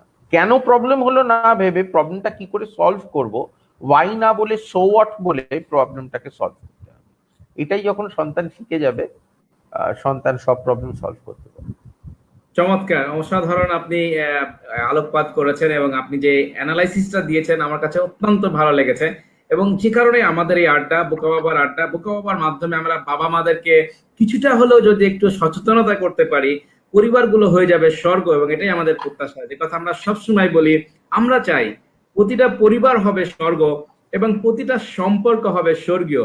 এবং এই স্বর্গের ভিতর থেকে আগামী প্রজন্ম হবে প্রকৃত মানুষ, ভালো মানুষ, যার হাতে আমরা পৃথিবীটা দিয়ে আমরা একদম নিশ্চিন্তে আমাদের জীবনকে আমরা ত্যাগ করতে পারবো। দাদা, আমার একটা প্রশ্ন আমার কাছে মনে হয় ছোটবেলা থেকেই আমিও শুনেছি অনেকবার। আমি যখন ছোট ছিলাম, বাসায় যখন আত্মীয় স্বজন আসে, সবাই বলে দোয়া করি তুমি মানুষের মতো মানুষ হও। তো এই যে মানুষের মতো মানুষ হও সবাই বলে, মুরব্বীরা বলে, বাবা মা বলে, তো আসলে মানুষের মতো মানুষ বলতে মানুষ আসলে কি বোঝায়, এটা যদি আপনি একটু আলোকপাত করেন তাহলে আমরা সবাই একটু জিনিসটা আরো একটু খোলাসা হয় আর কি, যে মানুষের মতো মানুষ আর কি, মানুষ তো মানুষই। জাকির, তোমাকে আমি যদি এখন বলি, তোমাকে আমি প্রশ্ন করি, তুমি তো আমায় প্রশ্ন করছো, আমি এবার তোমার একটা প্রশ্ন করি। তোমাকে যদি আমি বলি জাকির, ভালো মানুষ বলতে কি বোঝো, তুমি কি উত্তর দেবে বলো? ভালো মানুষ অর্থ কি? আমরা বলি না ভালো মানুষ, মানুষটা ভালো। ধরো তুমি আমার সম্পর্কে বললে যে দাদা খুব ভালো মানুষ, ঠিক আছে? তাহলে যদি তুমি আমাকে ভালো মানুষ বলো, তুমি আমায় কেন ভালো মানুষ বলছো, এর উত্তরটা তুমি দাও। হ্যাঁ, চমৎকার দাদা। আমার কাছে যেটা মনে হয়, প্রথমত যে মানুষকে শ্রদ্ধা করে, রেসপেক্ট করে, যে মানুষকে অ্যাক্সেস দেয়, মানে সে যত বড়ই হোক না কেন, মানুষ কিন্তু এটা খুব করে, সে যত যে লেভেলেই যাক না কেন, সে সবাইকে অ্যাক্সেস দেয়, সবাইকে কথা বলার সুযোগ দেয়। এবং মানে সে অহংকার নিয়ে থাকে না, ইগো অহংকার এটা নিয়ে থাকে না। এবং সে মানুষকে ব্যাপারে চিন্তা করে, দুনিয়া ব্যাপারে চিন্তা করে, সহযোগিতা হয়। এবং সে ডেফিনেটলি তার যে একটা আচার আচরণ, তার ভিতরে একটা ডিসেন্ট থাকে। সে কখনো বেশি রাগান্বিত হয় না, উদ্ধত আচরণ করে না, উশৃঙ্খল না। এবং সে যখন কোনো কিছু করে সততাকে প্রায়োরিটি দেয়। সে মানে যাচ্ছে তাই কোনো কিছু করে না। তো এই যে জিনিসগুলো হয়, এটা এটা মনে হয় যে আমার মধ্যে বা অনেকের মধ্যে, আপনার মধ্যে আমি অনেক পেয়েছি, যে কারণে আমার কাছে মনে হয়েছে যে আপনি ভালো মানুষ। যে কারণে আমি বলছি যে আপনি অনেক বড় মনের, বড় মাপের এবং বড় জগতের মানুষ। বাট তারপরেও আমার সমস্ত দর্শকের জন্য আমি আপনার কাছ থেকে জানতে চাচ্ছি, বিশেষ করে বাচ্চারা যারা ছোটবেলায় ছোট থাকে, যখন আমি ছোট ছিলাম তখন কিন্তু এত কিছু বুঝি নাই। আমার এই অভিজ্ঞতা আপনাদের সাথে মিশতে মিশতে আমি অনেক কিছু শিখেছি। এখন আমি হয়তো বুঝি যে এই জিনিসগুলোর কারণে একটা মানুষকে ভালো মানুষ বলে। কিন্তু একটা সন্তান যখন খুবই ছোট থাকে তখন আমরা তাকে কি করে বোঝাবো যে আসলে ভালো মানুষটা কোনটা? এটা যদি আপনি একটু বলেন। হ্যাঁ, অ্যাবসলিউটলি। জাকির, এটা এখানে আবার আমি কিছুক্ষণ আগে যে কথাটা বললাম যে আম, বাবা বা মা তারই প্রতিচ্ছবি সন্তান। তো এবারে বাবা যদি এটা ভালো মানুষ হয়, তুমি যেসব গুণগুলোর কথা এইমাত্র বললে যে একটা ভালো মানুষের এই এই গুণ থাকা উচিত, এইগুলোকে ডেমনস্ট্রেট করতে হবে। মানে সন্তান যখন সেগুলো নিজের চোখে দেখবে তখনই সন্তান শিখবে যে হ্যাঁ, আমাকেও এটা করতে হবে। তুমি যদি সন্তানকে বোঝাও যে মানুষকে দয়া করা হচ্ছে ভালো মানুষের একটা লক্ষণ, সন্তানের মাথায় কিচ্ছু ঢুকবে না। দয়া মানে কি সে বুঝতেই পারলো না। ঠিক আছে? তুমি তাকে একটা গল্প পড়ে শোনালে যে আমি এই বিদ্যাসাগর ছিলেন, দয়ার সাগর বিদ্যাসাগর, দেখো তুমি এত দয়া করেছো, সন্তান এই কান দিয়ে ঢুকে এই কান দিয়ে বের করে দেবে, মাথায় ঢুকবে না। কিন্তু যদি সেই সন্তান দেখে যে বাবা এমন একটা কাজ করছে, সে নিজের চোখে দেখছে যে বাবা গরিবদের খাওয়ায়, রোজ রোজ রবিবার দিন ছুটির দিন বাবা নিজে হাতে খিচুড়ি রান্না করে করে সন্তানকে নিয়ে যায় গরিব মন্দিরের বা মসজিদের বাইরে যে গরিবরা বসে থাকে, নিজের হাতে রান্না করা খিচুড়ি সে গরিবদের খাওয়াচ্ছে, এবং ওই বাচ্চাটাই রোজ গিয়ে বাচ্চা গরিবগুলোকে শাল পাতা দিচ্ছে এবং বাচ্চাটা হাতা দিয়ে দিয়ে ওই গরিবগুলোকে দিচ্ছে, বাবা পাশে দাঁড়িয়ে আছে। ওইটা থেকে ও শিখছে যে দয়া কাকে বলে। ওকে যদি তুমি বলো যে দয়া একে বলে, ও বুঝবে না। কিন্তু যখন নিজে সেটা করছে, নিজে সেটা দেখছে, নিজে সেটা উপলব্ধি করছে, তখনই কিন্তু ও বুঝছে ভালোটা কাকে বলে। ও যখন দেখছে, আমি একটা ছোট উদাহরণ দিই। আমার মেয়ে যখন সে আপার কেজিতে পড়ে, আপার কেজি, ও এসে ওর মাকে বলল, মা এরকম একটা শব্দ আমার টিচার বলেছে, এই শব্দটার মানে এই। তোর মা বললো, না রে, এইটা শব্দটা মানে এই নয়, শব্দটার মানে এই। ও একদম, ও তো বাচ্চা, আপার কেজি মানে হচ্ছে তখন ওর 5 বছর বয়স, ওর কিছুই তখন ও বোঝেও না, বা 4 বছর বয়স আপার কেজি। ও গিয়ে মা টিচারকে বলে, আমার মা না বলেছে আপনি যেটা বলেছেন ওটা ঠিক না, এইটা হচ্ছে ঠিক। ও টিচারকে গিয়ে সোজা বললো, কিন্তু ও তো বোঝে না, ওর মা ওকে বলেছে এইটা ঠিক না। তো আমার স্ত্রী যখন ওকে স্কুল থেকে আনতে গেছে, তখন টিচার বেরিয়ে এসে ওর মাকে বলেছে, আপনার মেয়ে এরকম আমাকে বলেছে, আমি খুব খুশি হয়েছি ম্যাম, আমিও ভুল বলেছিলাম, আপনার জন্য আমি কারেক্ট মিনিংটা শিখলাম।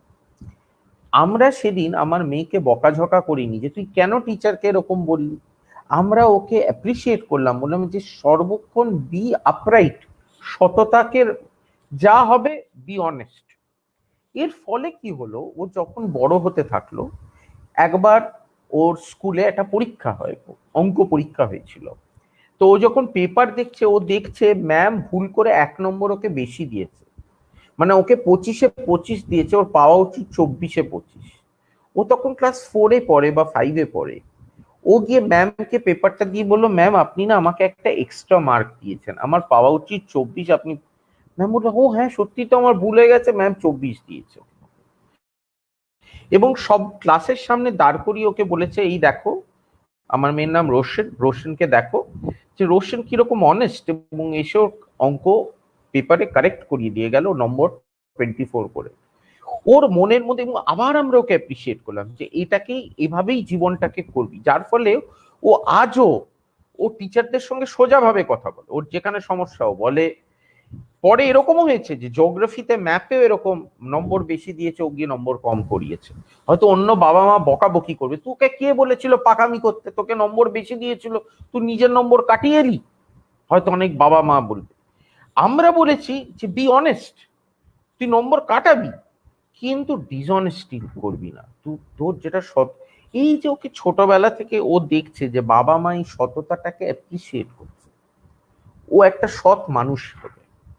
ও দেখছে বাবা মানুষকে দয়া করছে, মানুষকে ভালোবাসছে, ও কি করবে, ও মানুষকে ভালোবাসবে। ও দেখছে মানুষ বাবাকে এত ভালোবাসে, ও দেখে বাবাকে এত প্রোগ্রাম হয়, বাংলাদেশে এত বন্ধু বাবার। বাংলাদেশেও একবার আমার সাথে গেছিল, খুব খুশি হয়েছিল যে এত মানুষ বাবাকে ভালোবাসে। তো এই যে জিনিসটা ওর মধ্যে আছে, তখন ও মানুষকে ভালোবাসা দেয় ওর মধ্যে অটোমেটিক। আমার মেয়েকে শেখাতে হয়নি মানুষকে ভালোবাসা দিতে। ও দেখেছে, ও দেখেছে আমি যখনই উবার ট্যাক্সি থেকে নামি, আমি ট্যাক্সিওয়ালাকে একটা থ্যাংক ইউ বলি। আমি একটা অটো রিক্সা বা সিএনজি থেকে নামি, সিএনজি ড্রাইভারকে একটা থ্যাংক ইউ বলি। ও শিখে গেছে। ও এখন যখন সিএনজি বা উবার থেকে নামে থ্যাংক ইউ আঙ্কেল বলে। ওর অটোমেটিক, ওকে আমার বলতে হয়নি থ্যাংক ইউ বলো। সো এই যে জিনিসগুলো, যে ভালো মানুষ হওয়া ইত্যাদি, এগুলো আসে বাবা মার থেকে, বাবা মার কন্ডাক্ট।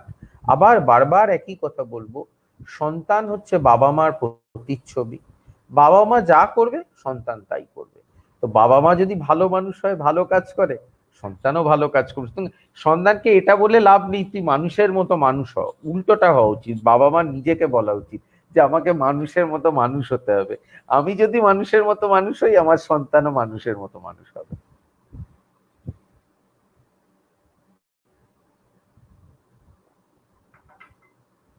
শুনতে অসাধারণ পাচ্ছি না দাদা, এই জাকির, আই বিশ্লেষণটা ক্যান্ট আমার হিয়ার ইউ। সমস্ত দর্শকের জন্যই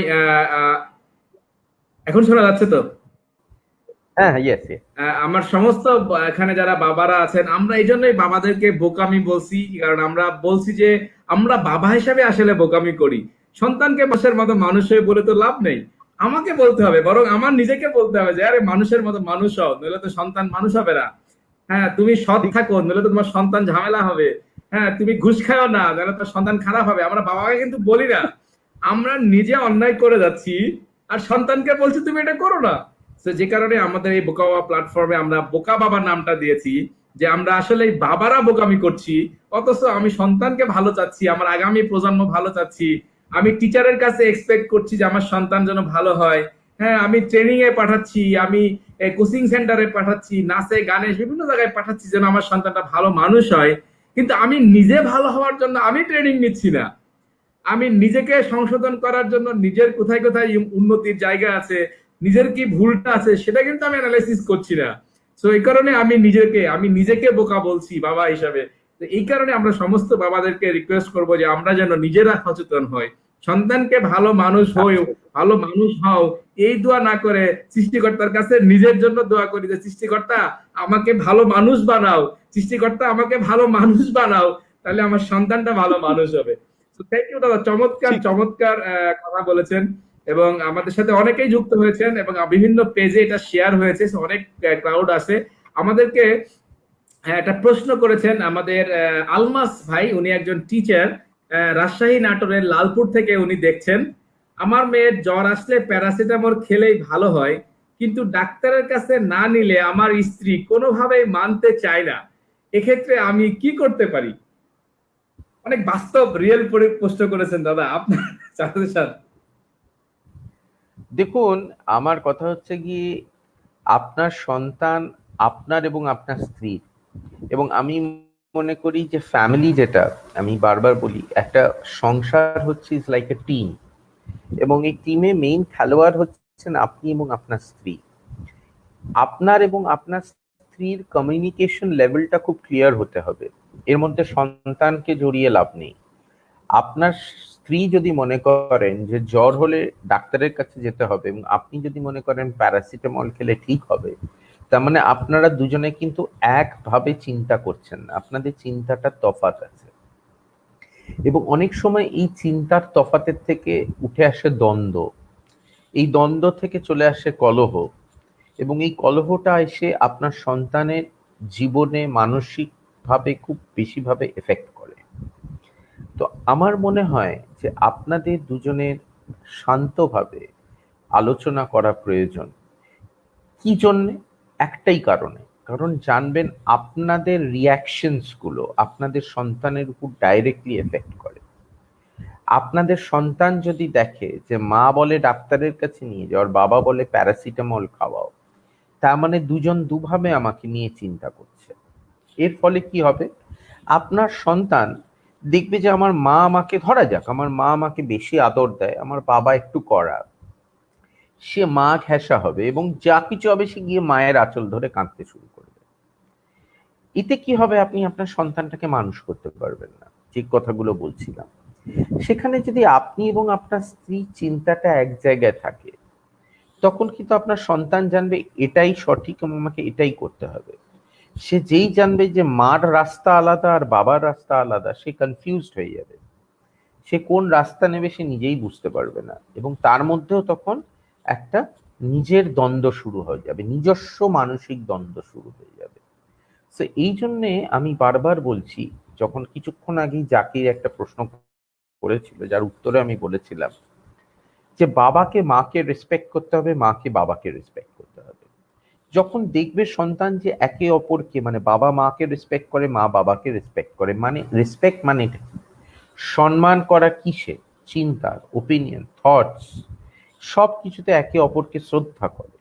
এবং এ নয় যে এ এক পথে গেল ও এক পথে গেল, আলোচনা করুক, নিশ্চয়ই পথ তো আলাদা হতেই পারে, এটা তো এটা কোথাও অন্যায় নয় বা গন্ডগোল নয়। গন্ডগোলটা হচ্ছে যে যতক্ষণ না আমরা নিজেদের মধ্যে বসে একটা একটা জায়গায় আসবো, আমাদের দুজনকেই কিন্তু আসতে হবে।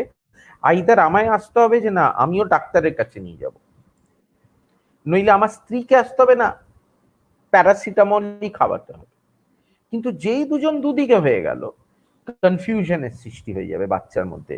এবং এটা কিন্তু বহু ফ্যামিলিতে হচ্ছে বলে বাচ্চারা নষ্ট হয়ে যাচ্ছে, কারণ বাচ্চারা একটা কনফিউজড এনভায়রনমেন্টে বড় হচ্ছে, এবং এই কনফিউশনের ফলে বাচ্চারা কিন্তু বুঝতেও পারছে না, জানতেও পারছে না তাদের জন্য সঠিক কোনটা।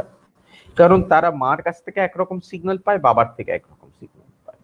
এই জিনিসটা করবেন না। এইটা করলে কিন্তু আপনি দেখবেন আলটিমেটলি যে জিনিসটা আপনি সন্তানের থেকে চাইছেন সেটা পাবেন না।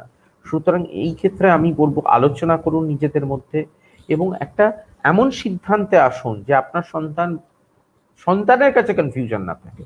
সন্তান জানে যে আমি অসুস্থ হলে আমি ডাক্তারের কাছে যাব, বা আমার জ্বর হলে আমি প্যারাসিটামলই খাবো, আমাকে ডাক্তারের কাছে নেওয়া হবে না। এইটা যখন আপনার সন্তান বুঝে যাবে, তখন সেও জানবে যে আমার জ্বর হলে আমি গিয়ে আমার ওষুধের বাক্স থেকে একটা প্যারাসিটামল খাবো। যদি আমি অসুস্থ হই, আমি মাকে গিয়ে বলবো ডাক্তারের কাছে নিয়ে চলো, ডাক্তার কাকুর কাছে চলো, সোজা ডাক্তার কাকু। সুতরাং সেও জানবে যে তার জ্বর হলে তাকে কি করতে হবে। মানে সেও কনফিউজ থাকবে যে আমার জ্বর হলে আমি কি করবো আমি নিজেও জানি না। So do not let this confuse state happen in year children. তাহলে কিন্তু তখনই কিন্তু বাচ্চা সঠিক পথটা বুঝতে পারে না, বাচ্চার মধ্যে যে ক্ল্যারিটি, চিন্তার স্বচ্ছতা চলে যায়, এবং বাচ্চা কিন্তু তখনই বিগড়ে যায়, তখনই সে বুঝতে পারে না, তখনই সে কিন্তু বিগড়ে যায়। আশা করি এই প্রশ্নের চমৎকার এবং উত্তর দিতে পারি। সুন্দর সুন্দর একটা প্রশ্ন এসেছে, এবং সুন্দর প্রশ্নের প্রেক্ষিতে একটা সুন্দর দিক নির্দেশনামূলক পারিবারিক সম্পর্কের জায়গায় একটা সুন্দর আলোকপাত করেছেন। এবং আমরা আশা করি যারা আমাদের সাথে যুক্ত হয়েছেন, আমরা এই আমাদের আলমাস ভাইয়ের প্রশ্ন থেকে সবাই উপকৃত হতে পারবো। চমৎকার দাদা, আমার আরো কিছু প্রশ্ন আপনার জন্য রয়ে গেছে আমার ব্যাংকে। তো একটা প্রশ্ন হলো যে অনেক সময় আমরা মনে করি যে সন্তানরা আসলে ছোট, কিছু বোঝে না। ও তো কিছু বোঝে না, আচ্ছা তুমি তো কিছু বোঝো না, তুমি আমাদের আলোচনায় এসো না, তুমি দূরে থাকো। হ্যাঁ, অনেক সময় ইভেন সন্তানকে কোনো কাজ আমরা সংসারে দিতে চাই না। অনেক সময় বলি না ও এটা পারবে না, ও তো ছোট। আচ্ছা, কোনো বাজারে নিয়ে যাবা, না না তুমি যেতে পারবে না, তুমি তো ছোট। তো এই যে বাবা মারা, এবার আমাদের ঢাকাতে বাংলাদেশে অনেক বাবা মারা একটা ছেলে ইউনিভার্সিটি যায়, তাও বাবা মা সাথে করে নিয়ে যায়, অথবা ইউনিভার্সিটিতে পরীক্ষা দিতে যায়, মা খাওয়াইতে খাওয়াইতে নিয়ে যায়। অনেক ক্ষেত্রে দেখা যায় যে জবের ইন্টারভিউ দিতে আসছে বাবাকে সাথে করে নিয়ে। সো এই জায়গাতে মানে বাবা মা হিসেবে আসলে একটা সন্তানকে মানে একটা পুরো জীবনের জন্য প্রস্তুতির জন্য বাবা মার মানসিক, শারীরিক বা অন্যান্য যে বিষয়গুলো, কি ধরনের বাবা মার প্রতি নিয়ন্ত্রণ রাখা উচিত, বাবা মা আসলে কি ধরনের নিয়ন্ত্রিত জীবন যাপন করবে সন্তানের জন্য?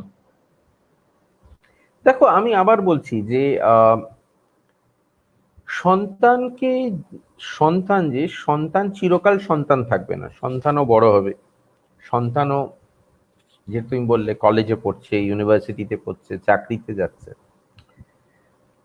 তুমি যদি চিরকাল ওই সাপোর্টটা দিতে থাকো, সন্তান আর বড় হবে না, সন্তান সন্তানই থেকে যাবে। মানে যখন তার 30 বছর বয়স তখন সে সন্তান থেকেছে, সে কিন্তু আর ম্যান হয়নি, মানে from a child to a man যেটা আমরা বলি, চাইল্ড টু আ ম্যান আর হয়নি, চাইল্ডই থেকে গেছে।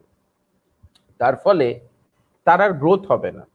এর ফলে কি কি হতে পারে, তার বিয়ে হবে, বিয়ে হবে, বিয়ে হয়ে গেলেও সে চাইল্ড থেকে গেল। এবার বউ বললো আমি তো চাইল্ড বিয়ে করিনি, আমি ম্যান বিয়ে করেছি, ম্যানটা কোথায়? কিন্তু সে তো ম্যান হতে জানে না, কারণ তার বাবা মা তাকে চাইল্ডই রেখে দিয়েছে। তো চাইল্ড থেকে ম্যান আর সে হয়নি, এবং চাইল্ড থেকে যদি সে ম্যান না হয় তাহলে কিন্তু তার ভবিষ্যৎটা পুরো অন্ধকার। সুতরাং সেই পুরনো গল্পে আমি যাই, আমার বাবার গল্পে। যখন সাইকেল চালানো আমি শিখতে পারছিলাম না, তখন বাবা নিচে নিয়ে গিয়ে আমাকে ফেলে দিল, রাস্তায় পড়ে পা কেটে গেল। তো যখন আমার পা কাটলো তখনই আমি সাইকেল চালানো শিখলাম। সুতরাং সন্তানকে স্বাবলম্বী করতে হবে, সন্তানকে ইন্ডিপেন্ডেন্ট করতে হবে, সন্তানকে ইন্ডিপেন্ডেন্স দিতে হবে, সন্তান যা করতে চায় তাকে সেটা করার সুযোগ দিতে হবে, এবং সেটা যত ছোট বয়স থেকে করা যায় ততই মঙ্গল, ততই সন্তান খুব ছোট বয়স থেকে ইন্ডিপেন্ডেন্ট হতে শিখে যায়, তখন কিন্তু সে বাবা মার উপর ডিপেন্ডেন্স কমিয়ে দেয়। আমি একটা ছোট উদাহরণ দিই। আমার মেয়ের যখন 5 বছর কি 6 বছর বয়স, তখন থেকে তার রান্নার প্রতি একটা ন্যাক ছিল। তার যখন 7 বছর বয়স, সে প্রথম রান্নাঘরে ঢোকে একটা কেক বানানোর জন্য। সে মার থেকে কেক বানানো শেখে, তারপর সে নিজে চেষ্টা করে কেক বানাতে। কেকটা বানাতে গিয়ে পুরো কেকটাকে নষ্ট করে দেয়, পুড়িয়ে দেয়, অথচ অনেক দামি দামি জিনিস, তার মধ্যে বাটার আছে এবং অনেক অনেক এক্সপেন্সিভ জিনিস। আমার স্ত্রী কিন্তু তাকে কখনো বলেনি যে দেখেছো তুমি এত দামি দামি জিনিস সব নষ্ট করলে, তুমি পারলে না। আমার স্ত্রী কি করেছে, সে আবার কিছুদিন পরে বলেছে মা কেক বানাবো, সে আবার আমার স্ত্রী এনে দিয়েছে। এই করতে করতে হয়তো 3বার 4বার 5বার এবার সে কেক বানিয়েছে, এবং আজকে সে অসাধারণ কেক বানায়। আজকে আমাদের সবাই জন্মদিনে এই 13 বছরের মেয়ে, ওর হাতের কেক ছাড়া আমাদের ফ্যামিলিতে কেউ কেক খায় না। শি ইজ, আমাদের যত বার্থডে কেকস ওই বেক করে। ও অসাধারণ বিরিয়ানি রান্না করে, ও বিভিন্ন রান্না 13 বছর বয়সে সে বিভিন্ন রকম রান্না করে। এটার কারণটাই একটা, যে তাকে ছোটবেলা থেকে আমরা এই ইন্ডিপেন্ডেন্স দিয়ে দিয়েছি, আমরা তাকে কখনো আটকাইনি। সে যা করতে চেয়েছে, আমি যে বললাম কিছুক্ষণ আগে, সে পড়াশোনা করে, সে নিজের মতো পড়াশোনা করে, তা সে কিন্তু আমাদেরকে বলতে হয় না তুমি পড়ো। তো যখন একটা বাচ্চা ছোটবেলা থেকে তাকে আপনি ইন্ডিপেন্ডেন্স দিয়ে দেবেন, তাকে ছেড়ে দেবেন, দেখবেন সে কিন্তু নিজে থেকে বড় হয়ে যাবে। আর আপনি তাকে ওই যেমন ঘুড়ির লাটাইটা বলেছিলাম, লাটাই দিয়ে যত আপনি টেনে রাখবেন ঘুড়িটা কিন্তু উঠবে না, ঘুড়িটা কিন্তু একটা জায়গাতেই উঠতে থাকবে। আর যেই আপনি লাটাই সুতোটা ছাড়বেন, ঘুড়িটা পো পো পো পো পো করে কোথায় চলে যাবে আপনি চিন্তা করতে পারবেন না। তো আপনারা তো সবাই চান আপনাদের সন্তানরা পো পো করে অনেক বড় হোক, একদিন সব পৃথিবী দেখুক তাকে এরকম মাথা উঁচু করে, বাহ এত বড় মানুষ। তো এই এত বড় মানুষ যদি চান পৃথিবী বলুক আপনার সন্তানকে, তার লাটাইয়ের সুতোটা ছাড়ুন, তাকে বেশি প্রোটেকশন দেবেন না। যত প্রোটেকশন দেবেন, যত তার ইন্ডিপেন্ডেন্সকে কার্ভ করবেন, তত কিন্তু সে জীবনে প্রতিষ্ঠিত নিজেকে করতে পারবে না, তার প্রতিষ্ঠা চলে যাবে। আর যত তাকে ইন্ডিপেন্ডেন্স দেবেন, তত সে নিজেকে প্রতিষ্ঠাও করতে পারবে, এবং সে ওই আকাশে ঘুড়িটার মতো অনেক উঁচুতে উঠে যাবে, যেদিন আপনি গর্বিত বোধ করবেন যে হ্যাঁ আপনার সন্তান মানুষের মতো একজন মানুষ হয়েছে। চমৎকার দাদা। আমরা প্রত্যেক বাবা মাই চাই আমাদের সন্তান মানুষের মতো মানুষ হোক, এবং অনেক উঁচু মাথাওয়ালা একটা সন্তান হোক, যার মাথা আসলে আকাশে যেন ঠেকে যায়, সবাই যেন, সারা পৃথিবীর মানুষ যেন দেখতে পায়। দাদা এই জায়গায় আমি আরেকটু অন্যদিকে আলোকপাত করতে চাই। যেটা হয় যে আমাদের সমাজে, আমরা একদম শেষের দিকে চলে এসেছি, আর বেশি সময় দাদা নেব না। আমাদের সমাজে আমরা দেখে থাকি, আমাদের বাংলাদেশে আমরা মাঝে মধ্যে বিভিন্ন নিউজ দেখি, এবং রিসেন্টলি সোশ্যাল মিডিয়াতে একটা নিউজ হচ্ছেন যে একজন ইউনিভার্সিটি টিচার, উনি 7টা সন্তানকে মানুষ করেছেন, মানে সকল মানুষ করেছেন, ওটা প্রতিষ্ঠিত করেছেন। 7টা সন্তান, ছেলে মেয়ে দিয়ে, 7টা সন্তানকে প্রতিষ্ঠিত করেছেন, এবং সবাই প্রতিষ্ঠিত সেই লেভেলে, কেউ আর্মিতে, কেউ বিদেশে, কানাডা, আমেরিকা, বিভিন্ন জায়গায় থাকে। এবং সবার শেষে কি হয়েছে, তার বড় সন্তান তার চালাকি করে কি করে তার সমস্ত সম্পত্তি নিয়ে নিয়েছে। এবং তাতে কি হয়েছে, অন্য সন্তানরা যেহেতু ঠিক মতো সম্পত্তির ভাগ পায় না, ওদের ভিতরে একটা সমস্যা তৈরি হয়ে গেছে, এবং এই বাবার আর কেউ খোঁজ খবর নেয় নাই। আলটিমেটলি বাবাকে বৃদ্ধাশ্রমে যেতে হয়েছে। এবং উনি কিন্তু একটা ইউনিভার্সিটির টিচার ছিলেন। আমি ওনাকে সহমর্মিতা রেখে ওনাকে শ্রদ্ধা রেখে আপনার কাছে আমাদের সমস্ত বাবাদের সতর্ক হওয়ার জন্য যে প্রশ্নটা রাখতে চাই। আমরা চাই না কোনো বাবা বৃদ্ধাশ্রমে যাক, আমরা চাই না কোনো বাবা বয়সকালে কোনো সন্তানের দ্বারা নিগৃহীত হোক, এবং সমস্ত বাবা যেন তার শেষ নিঃশ্বাস সন্তানের হাতে সন্তানের পরম যত্নে দিতে পারেন, এবং বাবার জন্য সন্তান যেন তার সর্বস্ব চেষ্টা করতে পারেন যতদিন বাবা পৃথিবীতে বেঁচে থাকেন। এটা আমরা সবসময় প্রত্যাশা করি। আমার প্রশ্ন হলো, এই যে বাবা উনি সন্তানদেরকে সকল শিক্ষিত করলেন, অনেক কিছু করলেন, কিন্তু এন্ড অফ দ্য ডে এই বাবার এটা হতে হলো কেন? মিস্টেকটা কোথায় ছিল, কার ছিল? আপনি আমাদের জন্য কি মেসেজ দিতে চান যেন আমরা এমন ভাবে সন্তানদেরকে লেসন দেই বা প্রতিপালন করি, আমাদের অন্য কোনো বাবাকে যেন এরকম একটা শেষ বয়সে পরিস্থিতি শিকার না হতে হয়? আপনি দাদা বিষয়টাকে কিভাবে দেখেন এবং আমাদের জন্য কি পরামর্শ আপনি দেন? দেখো, আমি প্রথম কথা যেটা বলি, যেটা খুব গুরুত্বপূর্ণ, সন্তান হচ্ছে ঈশ্বরের একটা উপহার আমাদের জীবনে। ঠিক আছে? আমরা সন্তানকে এই পৃথিবীতে এনেছি এই জন্য নয় যে আমরা যখন বুড়ো হয়ে যাব সন্তান আমাদের দেখাশোনা করবে, এই জন্য আমরা কেউ সন্তানকে পৃথিবীতে আনিনি। আমরা সন্তানকে এনেছি আমাদের ভালোবাসা দিতে, আমাদের হৃদয় থেকে ভালোবাসা দিতে। আরেকটা খুব এটার সঙ্গে আরেকটা গুরুত্বপূর্ণ কথা হচ্ছে যে সময় পরিবর্তন হচ্ছে, মানসিকতার পরিবর্তন হচ্ছে। আজকে তোমাদের বাংলাদেশেই অনেক বাবা মা এরকম আছে যাদের সন্তানরা হয়তো কানাডাতে ইমিগ্রেট করে গেছে বা অস্ট্রেলিয়ায় ইমিগ্রেট করে গেছে, কিন্তু বাবা মা বাংলাদেশেই রয়ে গেছে, এরকম অনেকে আছে। বা হয়তো সন্তানরা মিডল ইস্টে চাকরিতে চলে গেছে, বাবা মা একা আছে। এই এই যে জিনিসটা, এইটা কিন্তু প্রথমে আমাদের অ্যাকসেপ্ট করতে হবে অ্যাজ বাবা মা। ধরো আমাকে অ্যাকসেপ্ট করতে হবে যে আমার মেয়ে একসময় বিদেশ চলে যাবে, সে চিরকাল আমার কাছে থাকবে না। তো আমাকে বাবা এবং মার বাইরেও আমার রোল হচ্ছে আমার নিজের ব্যাপারটা। তো আমাকে আমার নিজের চিন্তাও রাখতে হবে যে আমার বয়সকালে আমি নিজের জীবনটা কিভাবে কাটাবো, আমার স্ত্রী কিভাবে কাটাবে, আমি বৃদ্ধাশ্রমে থাকবো না আমার বাড়িতে থাকবো না আমি কোথায় থাকবো, এটা পুরো আমার ব্যাপার। এটা আমার সন্তানের কোনো রোল নেই।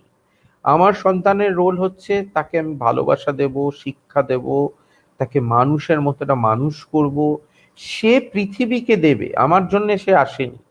আমি তাকে তৈরি করছি two contribute for this world. আমি তাকে পৃথিবীর জন্য তৈরি করছি, এই জন্য করছি না যে আমি বুড়ো হয়ে গেলে সে আমার পটি পরিষ্কার করবে। আমি এই জন্য তাকে করছি না যে আমি বুড়ো হয়ে গেলে সে আমায় হাসপাতালে নিয়ে যাবে। সে ব্যস্ত থাকবে, সে তার জীবন করবে, সে তার জীবন তৈরি করবে, সে তার সংসার। আমি তার সন্তানকে মানুষ করব না, সে তার সন্তানকে মানুষ করবে। যেই আমি আমার সন্তানের উপর ভার হয়ে যাব, বার্ডেন হয়ে যাব।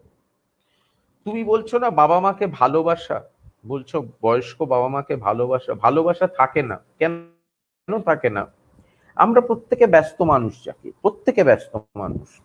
আজকে আমাদের নিজেদের সংসারের বাইরের সময় খুব কম, আমাদের কারোর প্রতি সময় নেই। আমি খুব প্র্যাকটিক্যাল কথা বলছি। আমি এমন কথা বলবো না যেটা খুব রিয়ালিস্টিক নয়, আইডিয়ালিস্টিক। আমি আইডিয়ালিস্টিক কথা বলবো না, আমি রিয়ালিস্টিক কথা বলবো। তো আমার মনে হয় ওই বাবা যদি তার শুরু থেকে তার 7টা সন্তান থাকা সত্ত্বেও সে যদি তার নিজের একটা প্ল্যানিং করে নিতেন যে আমার 7 সন্তান মানুষ হয়ে গেলে আমি নিজের জন্য এই টাকাটা রাখবো, আমার স্ত্রীর জন্য রাখবো, এবং আমরা এই করে আমাদের বার্ধক্যটা কাটাবো। তাহলে আজকে যে তাকে আমি নিজে যদি বৃদ্ধাশ্রমে গিয়ে থাকি কারোর কোনো কিছু বলার নেই। আমার বাচ্চা যদি আমাকে বৃদ্ধাশ্রমে পাঠায় সমাজ কথা বলতে শুরু করবে। ঠিক আছে? আজকে কিন্তু সময় এটাই আসছে, আমাদের ইন্ডিয়াতে এরকম হয়েছে, আমি জানি না বাংলাদেশে হয়েছে কিনা। আমাদের এখন অ্যাপার্টমেন্টস হয়েছে ফর ওল্ড পিপল। মানে আমাদের যখন আমরা বুড়ো হয়ে যাব আমরা এরকম একটা অ্যাপার্টমেন্ট কিনবো, আমি আর আমার স্ত্রী ঠিক করেছি, যেখানে আমরা গিয়ে সেখানে থাকবো, সেখানে সব অ্যামেনিটিস থাকবে। সেটা বৃদ্ধাশ্রম নয়, সেটা একটা ফ্ল্যাট, ছোট্ট ফ্ল্যাট, যেখানে আমাদের ডাক্তার 24 ঘন্টা পাবো, নার্স 24 ঘন্টা পাবো, হাসপাতাল 24 ঘন্টা পাবো, আমাদের খাবার রেঁধে চলে আসবে, আমাদের রান্না করতে হবে না, ওখানে লাইব্রেরি পাবো, জগিং ট্র্যাক পাবো, সাঁতার কাটতে চাইলে সাঁতার কাটতে পারবো, সাইকেল চালাতে চাইলে যা খুশি করতে যত্ন করতে পারবো। ওটা বৃদ্ধ, কিন্তু ওখানে থাকবে খালি বয়স্ক মানুষরা, ওখানে ইয়াং লোকেরা থাকবে। তো ওখানে অনেক আমাদের বয়সী মানুষ পাবো যাদের সঙ্গে বন্ধুত্ব। এদিকে আমার সন্তানের সঙ্গে আমার সম্পর্ক ভালো থাকবে, সে জানবে বাবা মা তো ভার হয়নি আমার উপরে, সে তার জীবন কাটাচ্ছে, সেও জানে বাবা মা ভালো আছে।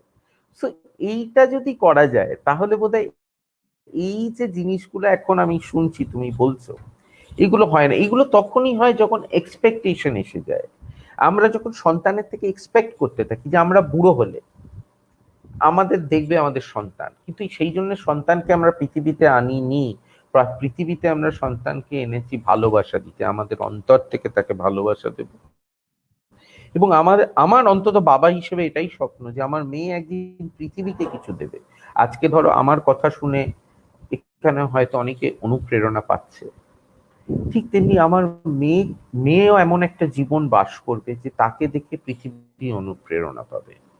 এটা যদি হয় তাহলেই আমি সাকসেসফুল অ্যাজ আ ফাদার। আমার মেয়ে আমাকে দেখলো দেখলো না, that is not important, that is absolutely not important, that is the সবচেয়ে কম ইম্পর্টেন্ট। সবচেয়ে বেশি ইম্পর্টেন্ট আমি দেখতে চাই আমার মেয়ে এই পৃথিবীর জন্য কি কাজ করবে, সেইটা আমার কাছে সবচেয়ে বড় পাওয়া হবে। তো আমার মনে হয় প্রত্যেক বাবা মা যদি তাদের জীবনটাকেও প্ল্যান করে, সন্তান যেমন একটা দিক, নিজের জীবনও একটা দিক, সেই সত্তাটা ভুলে গেলে হবে না। সেই সত্তাটাকে যদি সে মনে রাখতে পারে তাহলে আজকে বোধহয় এই যে দুর্ঘটনাটা তুমি বললে, এই দুর্ঘটনাকে আমরা এড়াতে পারি। Thank you very much. আমাদেরকে একটা প্রশ্ন করেছিলেন, খুব সংক্ষেপে আমি আলোকপাত করব শেষ প্রশ্ন হিসেবে।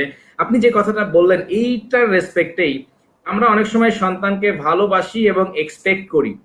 তো সন্তানকে ভালোবাসা এবং সন্তানের কাছে যে এক্সপেকটেশন, এইটার পরিপূর্ণ ব্যালেন্সটা আসলে বাবা মা কিভাবে কখন থেকে কিভাবে করবে যেন সন্তানও অনেকটা মানে ফ্রিডম পেতে পারে। বা আমরা অনেক সময় অনেক কিছু সন্তানকে ছোটবেলা থেকে এক্সপেক্ট করে দেই, তুমি ডাক্তার হবা, তুমি পুলিশ হবা, বা তুমি এটা হবা।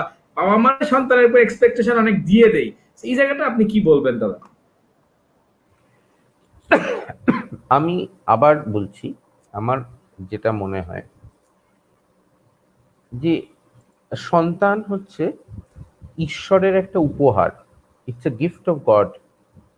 ভগবান আমাকে একটা উপহার পাঠিয়েছে, সন্তান আমায় উপহার। আমি সেটা র্যাপ খুলেছি, একটা সুন্দর উপহার পেয়েছি। এবার সেই উপহারটাকে আমি যত্নে রাখবো, যত্নে মুছে পরিষ্কার করে তাকে রাখবো, তাকে যত্ন দেব, ভালোবাসা দেব, পরিষ্কার করব, সবকিছু করব। কিন্তু একটা দিন হবে যখন ওই উপহারটা তার নিজের একটা সত্তা তৈরি করবে।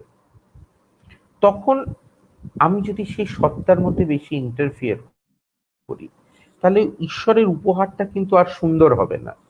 ওই উপহারটা ছোট ছিল, ছোটই থেকে যাবে।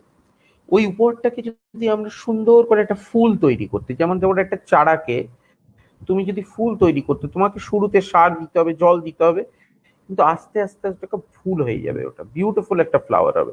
আমি যদি তখন তাকে ফুল হতে না দিই, বেঁধে রাখি না, তুই ফুল হতে পারবি না, তোকে ফুল হতে দেবো না, তাহলে কিন্তু সে ফুল হতে পারবে না, মরেই যাবে। আমি চারাটা না তোকে ফুল হতে দেবো না, বেঁধে রাখলাম টাইট করে, আমি তোকে ভালোবাসি, ছাড়বো না, কিন্তু ওকে ফুল হতে হবে, ফুল হয়েও একদিন নিজে থেকে মুষড়ে যাবে।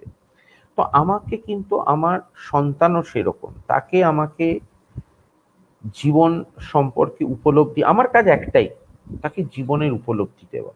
সে জীবনের উপলব্ধি পেয়ে গেছে, সে জীবন কি বুঝে গেছে, জীবন কি শিখে গেছে, বাকিটা তাকে ছেড়ে দেব। সে তার মতো বড় হতে থাকুক। যখন সে তার মতো বড় হবে তখনই সে বড় হবে। যেমন আমি বড় হতে শুরু করলাম যেদিন মা বললেন যে তোর দ্বারা কিছু হবে না, তারপর থেকে আমার বাবা মাকে আমার জীবনে কোনোদিন এসে বলতে হয়নি যে তুই এটা কর ওটা কর। তখন থেকে আমি নিজে বড় হতে শুরু করে দিয়েছি। তো ওইটাই বললাম যে ছেড়ে যেই দেবেন ও দেখবে ও নিজে থেকে বড় হয়ে যাবে।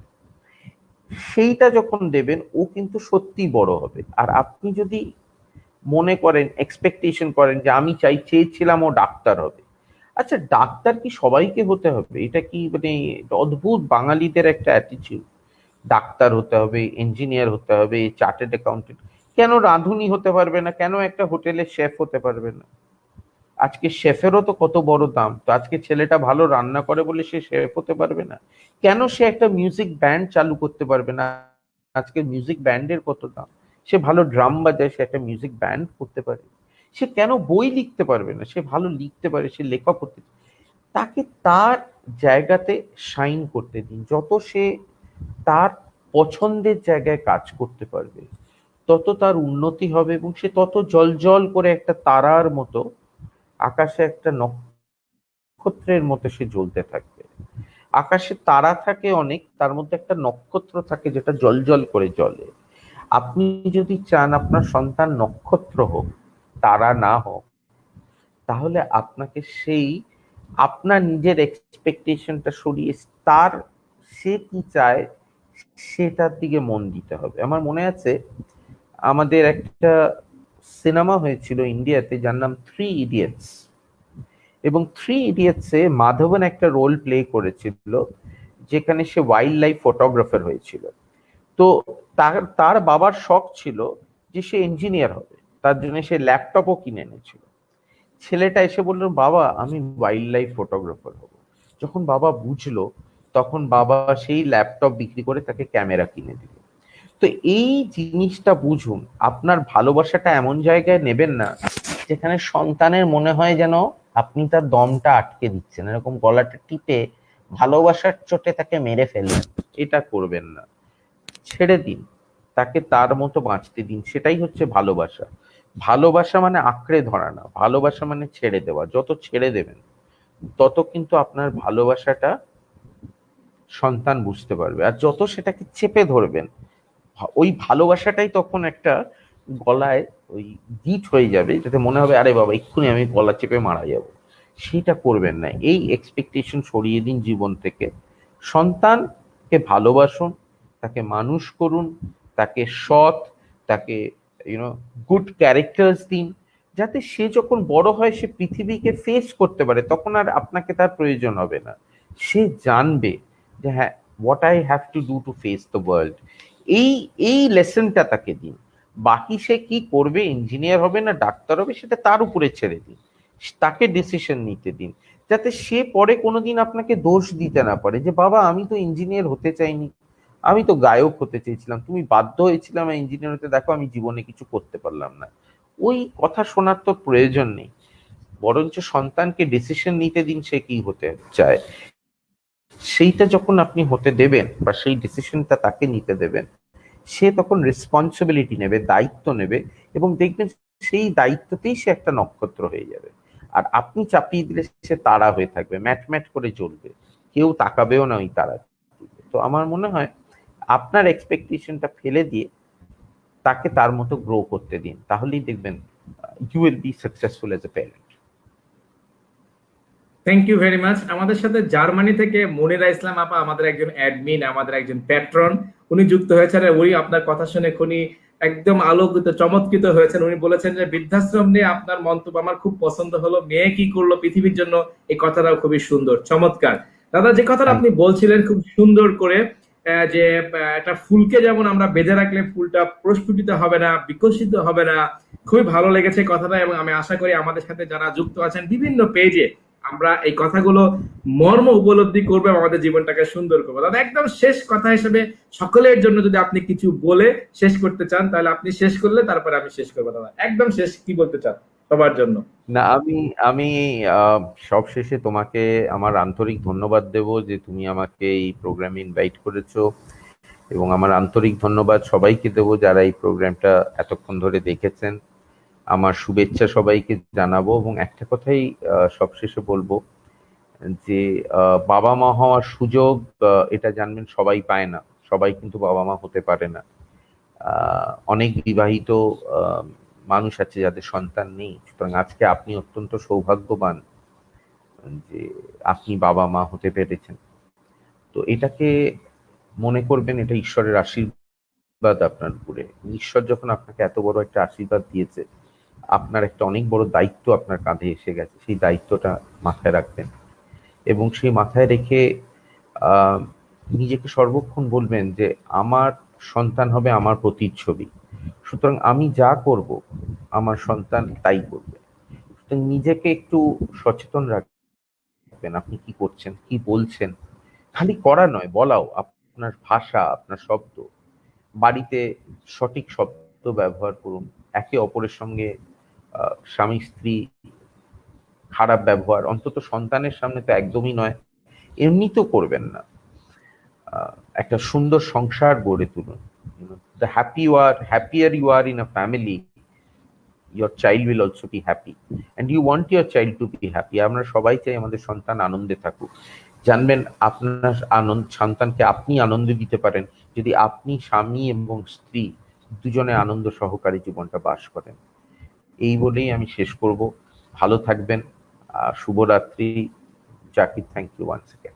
শুভরাত্রি দাদা, আপনাকেও থ্যাংক ইউ ভেরি মাচ। আপনার মূল্যবান সময় থেকে অনেকখানি, প্রায় 1.5 ঘন্টার মতো সময় আমাদেরকে দিয়েছেন, এবং আপনি যে আলোচনাগুলো করেছেন প্রত্যেকটা কথাই অতি চমৎকার এবং খুবই গুরুত্বপূর্ণ। যদি আমরা এখান থেকে কিছু, যদি 10% যদি আমাদের জীবনে আমরা প্রয়োগ করতে পারি, প্রায়োগিকভাবে আমরা বাবা মা হিসাবে সেগুলো যদি বাস্তবায়ন করতে পারি, আমাদের ফুলগুলো, আমাদের সন্তানগুলোকে যদি আমরা ফুলের মতো ওপেনলি বিকশিত হতে দেই, আমাদের যদি বাবা মাকে যদি আমরা সেইভাবে বাবা মা হিসেবে যদি দায়িত্ব পালন করি, আমাদের কাছে যে সৃষ্টিকর্তা এত বড় একটা গিফট দিয়েছেন, সেই গিফটটাকে যদি আমরা সৃষ্টিকর্তার একটা স্পেশাল গিফট মনে করে সেটাকে ফ্লোরিশ হওয়ার জন্য একটা উজ্জ্বল নক্ষত্র করতে চাই, আমরা যদি আমাদের সন্তানের মাথাটাকে এত এত উঁচু দেখতে চাই যেন সারা পৃথিবীর মানুষ দেখতে পায়, তাহলে আসলে আমাদের বাবা মা হিসাবে অনেক বড় ভূমিকা রয়েছে।